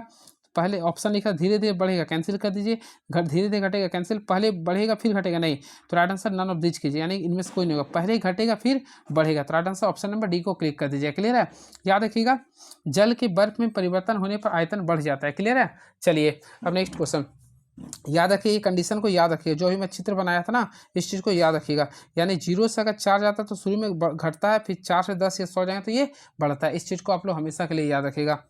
नेक्स्ट क्वेश्चन, 200 ग्राम पानी के अनुपात को 10 डिग्री सेल्सियस से 50 डिग्री सेल्सियस तक बढ़ाने के लिए आवश्यक उष्मा की मात्रा क्या होगी। देखिए आप लोगों को मैं बताया था फ्रेंड, देखिए सबसे पहले आप लोगों को मैं बताया था उष्मा, तो क्यू इज डायरेक्टली प्रोपोर्शनल क्या होता है, एम होता है, फिर Q is directly proportional to change in temperature होता है। अब यहाँ से हम लोग निकालते हैं तो Q is directly proportional to m into change in temperature हो गया, और हम लोग क्या कहते हैं चेंज इन डायरेक्टली प्रोपोर्शनल को हटा के एम एस लिखते हैं, तो ये आप लोग का फॉर्मूला आता है। तो फ्रेंड्स हम लोग यहाँ पे एस निकालते हैं, यानी स्पेसिफिक हीट निकालते हैं, तो ये फॉर्मूला आता है s by m change in temperature, ये फार्मूला को हम लोग यूज करेंगे। क्लियर है, आई होप आप लोगों को अच्छा लगा होगा। तो देखिए आप लोगों को क्या करना है, देखिए एम डेल्टा टी का फार्मूला निकालना है, तो ऑलमोस्टली हम लोग निकालेंगे, तो देखिए एम का वैल्यू कितना था 2000 था, चेंज इन टेम्परेचर यानी 50 से 40 10 हो रहा, तो ये कितना आ रहा है 40 डिग्री सेल्सियस, तो हम लोग इसको गुना करेंगे तो ऑलमोस्टली कितना आएगा 80,000, यानी 80,000 कैलोरीज द राइट आंसर। तो ऑप्शन है बिल्कुल, तो 80,000 ऑप्शन में है, बिल्कुल 80,000 ही होगा ना, हाँ 3 हो जाएगा, तो 80,000 ऑप्शन का आंसर आएगा, यानी ऑप्शन नंबर ए को क्लिक कर दीजिए। क्लियर है, फार्मूला भी मैं आप लोग को बता दिया हूँ। अगर क्वेश्चन आता है जल का विशिष्ट ऊष्मा क्या होता है, तो हमेशा याद रखिए 1 कैलोरी पर ग्राम होता है, जल का विशिष्ट ऊष्मा क्या होता है 1 कैलोरी पर ग्राम होता है। चलिए ये 90 नंबर हो चुका है, और हम लोग क्वेश्चन नंबर 91 की ओर बढ़ते देखते हैं हमारे बीच क्वेश्चंस क्या है। एक मानक पैमाने वाले आधुनिक मरकरी थर्मामीटर का आविष्कार किसने किया था। फ्रेंड्स याद रखिएगा, एक मानक पैमाने वाले आधुनिक मरकरी थर्मामीटर का आविष्कार डेनियल गैब्रियल फॉरेनहाइट ने किया था। किसने किया था, डेनियल गैब्रियल फॉरेनहाइट ने किया था, तो ऑप्शन नंबर बी को क्लिक कर सकते हैं। क्लियर है, तो option number B is the right answer. बातें करना चाहते हैं फ्रेंड चिकित्सा थर्मामीटर का, देखिए आप लोग चिकित्सा थर्मामीटर पढ़े होंगे, तो हमेशा याद रखिए उसमें मरकरी का प्रयोग करते हैं, और उसका जो रेंज होता है याद रखिएगा 35 डिग्री सेल्सियस से लेके 42 डिग्री सेल्सियस के बीच में होता है, और हमारा शरीर का जो तापमान होता है वो 98.6 डिग्री फ़ारेनहाइट होता है। क्लियर है, चलिए नेक्स्ट क्वेश्चन, नेक्स्ट क्वेश्चन, किसी धातु के नमूने का वायु में भार 210 ग्राम और जल में 180 ग्राम है तथा किसी द्रव में 120 ग्राम है तो क्या होगा। देखिए आप लोग को निकालना पड़ेगा। किसी धातु के नमूने का वायु में भार कितना 210 ग्राम है और जल में कितना लिख रहा है 180 ग्राम है और किसी द्रव में 120 ग्राम है। तो फ्रेंड पूरा धातु का अपेक्षित घनत्व 3 है, धातु का अपेक्षित घनत्व 7 है, द्रव्य का अपेक्षित घनत्व 7 है या द्रव का अपेक्षित घनत्व 3 है। सबसे पहले धातु के नमूने का अपेक्षित घनत्व निकालने के लिए फॉर्मूला बता सकता हूँ। देखिए धातु के नमूने का अपेक्षित घनत्व यानी कि फिर धातु के नमूने का आप लोग निकालना चाहते हैं अपेक्षित घनत्व। देखिए मैं आप लोग को बता रहा हूँ। सबसे पहले इसका रिलेटिव डेंसिटी मैं इंग्लिश में बोल देता हूँ। देखिए अगर आप लोग अगर फ्रेंड रिलेटिव डेंसिटी निकालते हैं तो सबसे पहले धातु का वायु में भार लिखते हैं। तो ऑलमोस्टली कितना था, वायु में भार 210 लिख लेता, फिर दोनों का डिफरेंस लेते हैं यानी 210 में से 180 को माइनस करेंगे कितना आएगा 30 आएगा। आप लोग सॉल्व कीजिए कितना आएगा 7 आ गया। तो फ्रेंड्स यानी कि 7 आएगा। तो धातु का अपेक्षित घनत्व कितना हो गया 7 हो गया। अब हम लोग निकालेंगे द्रव के अपेक्षित घनत्व। देखिए ये हो गया धातु के संबंध, ये धातु के अपेक्षित हो गया। अगर आप लोग को बोले द्रव्य के अपेक्षित घनत्व तो द्रव्य के अपेक्षित बोलेंगे तो हम लोग क्या करेंगे, सबसे पहले धातु के द्रव में भार में आभासी कमी, तो 210 में से 180 को माइनस करेंगे, फिर क्या करेंगे यहाँ पे 200 इसमें कमी 180 नहीं करेंगे बल्कि 120 द्रव्य के लिए बोल रहे हैं। तो देखिए द्रव्य में बोलेगा फ्रेंड तो धातु का द्रव में भार में आभासी कमी करेंगे, क्लियर, वायु में नहीं द्रव्य का। तो द्रव्य का द्रव से तो देखेंगे 120 यहाँ पे था और मोस्टली आप लोग देखिए 110 यहाँ 210 यहाँ था। तो 210 से हम लोग द्रव्य का बात कर रहे हैं तो 120 को माइनस कर देंगे बट्टा, तो बट्टा करेंगे तो 210 करेंगे जो बच गया था यानी कि 180 को हम लोग करेंगे। इस टाइप से कीजिएगा तो आप लोग को 90/30 आएगा यानी कि 3 आएगा।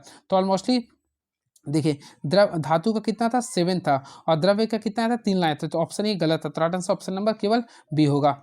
चलिए नेक्स्ट क्वेश्चन, द्रव्यमान m का एक 36 मीटर स्केल इसके 2 सिरों पर बंधी 2 ऊर्ध्वाधर डोरियों से लटकाया जाता है। द्रव्यमान 2 मीटर का एक पिन 75 सेंटीमीटर निशान पर रखा जाता है, तो दोनों डोरियों में तनाव का अनुपात क्या होगा। देखिए इस क्वेश्चन को मैं अभी स्किप कर रहा हूँ, वैसे मैं आप लोग को बताना चाहता हूँ इसका राइट आंसर 1:2 है, 1:2 है। नेक्स्ट क्वेश्चन ये रहा। देखिए याद रखिए इसके लिए ट्रिक मैं बताना चाहता हूँ। देखिए FLE याद कीजिए, FLE याद कीजिए, यानी इसका अर्थ हुआ अगर फलक्रम अगर बीच में होता है, फलक्रम अगर बीच में तो उसे बोलेंगे प्रथम श्रेणी। अगर आप लोग का लोड बीच में होता है तो उसे बोलेंगे सेकंड श्रेणी, और अगर इफेक्ट्स आप लोग का बीच में होता है तो बोलेंगे थर्ड श्रेणी। अब देखिए इसमें क्या लिख रहा है इफर्ट्स, तो इफर्ट्स आप लोग का थर्ड श्रेणी में आ गया। तो राइट आंसर जाएगा तो थर्ड श्रेणी, ऑप्शन नंबर सी को क्लिक कर दे, यानी option number C is the right answer. Clear है। और याद रखिएगा थर्ड श्रेणी के उत्तोलक का मैकेनिकल एडवांटेज यानी MA का जो वैल्यू होता है वो हमेशा 1 से कम होता है, 1 से हमेशा वो कम होता है। इस चीज़ को आप लोग को ध्यान में रखना पड़ेगा। क्लियर है। इसका एग्जाम्पल अगर लिखिएगा तो मनुष्य का हाथ लिख लिया, चिमटा लिख दीजिए, किसान का हाथ लिख दीजिए, चापाकल लिख दीजिएगा। क्लियर है। चलिए प्रतिरोधकता की SI यूनिट क्या होता है। देखिए यहाँ से मैं आप लोग को कम से कम 5-6 क्वेश्चन निकलवा दूंगा ताकि आप लोग को अच्छा लग जाए लास्ट टाइम। देखिए सबसे पहले ऑलमोस्टली आप लोग पढ़े फिर रेजिस्टेंस का फॉर्मूला, तो हम लोग जानते हैं रेजिस्टेंस का फॉर्मूला होता है rho into length by area होता है, ऑलमोस्टली आप लोग पढ़ेंगे।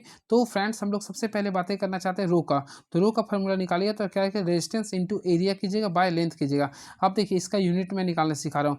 रेजिस्टेंस का ऐसे मतलब क्या होता है ओम। देखिए रेजिस्टेंस का क्या होता है ओम होता है, एरिया का क्या होता है मीटर स्क्वायर होता है, और लेंथ का क्या होता है मीटर। तो ये मीटर कैंसिल हो गया तो क्या है ओम मीटर। तो राइट आंसर किया तो ओम मीटर, यानी ऑप्शन नंबर जाएगा तो ऑप्शन नंबर ए को क्लिक कर दें। सॉरी ओम प्रति मीटर नहीं होगा, ओम मीटर होगा, यानी option number D is the right answer. Clear है। ओम किसका था तो ओम था आप लोग का प्रतिरोध का। अब म्यू देखिए यहाँ से म्यू लिख रहा ना, म्यू क्या होता है ओम प्रति मीटर क्या होता है। देखिए सबसे पहले इस फार्मूला को आप लोग लिखिए। देखिए यहाँ से 10 क्वेश्चन निकालेंगे। आर का फार्मूला होता है rho into length by area होता है। अब देखिए इसका इन्वर्स करते हैं यानी कि इसका अपोजिट करते हैं, तो आर का जो अपोजिट है उसको बोलते हैं कंडक्टेंस बोलते हैं, यानी स्पेसिफिक रेजिस्टेंस का जो उल्टा होता है उसको बोलते हैं स्पेसिफिक कंडक्टिविटी, यानी इसको बोलते हैं सिग्मा बोलते हैं। ए को ऊपर कर दें, एल को नीचे कर दें। अब देखिए यहाँ से फार्मूला निकालना सिखा रहे हैं। सबसे पहले जी, तो जी को बोलते हैं कंडक्टेंस, तो कंडक्टेंस का ऐसा मात्रा होता है MHO, यानी मोह बोलते हैं, म्यू बोलते हैं या फिर साइमन बोलते हैं। ये होता है आप लोग का सिग्मा, यानी कि इसको बोलते हैं स्पेसिफिक कंडक्टिविटी। तो उसका ऐसे मात्रक लिखा लिए तो मीटर इनवर्स या फिर मीटर इनवर्स ओम इनवर्स, या ओम इनवर्स मीटर इनवर्स कर दीजिएगा।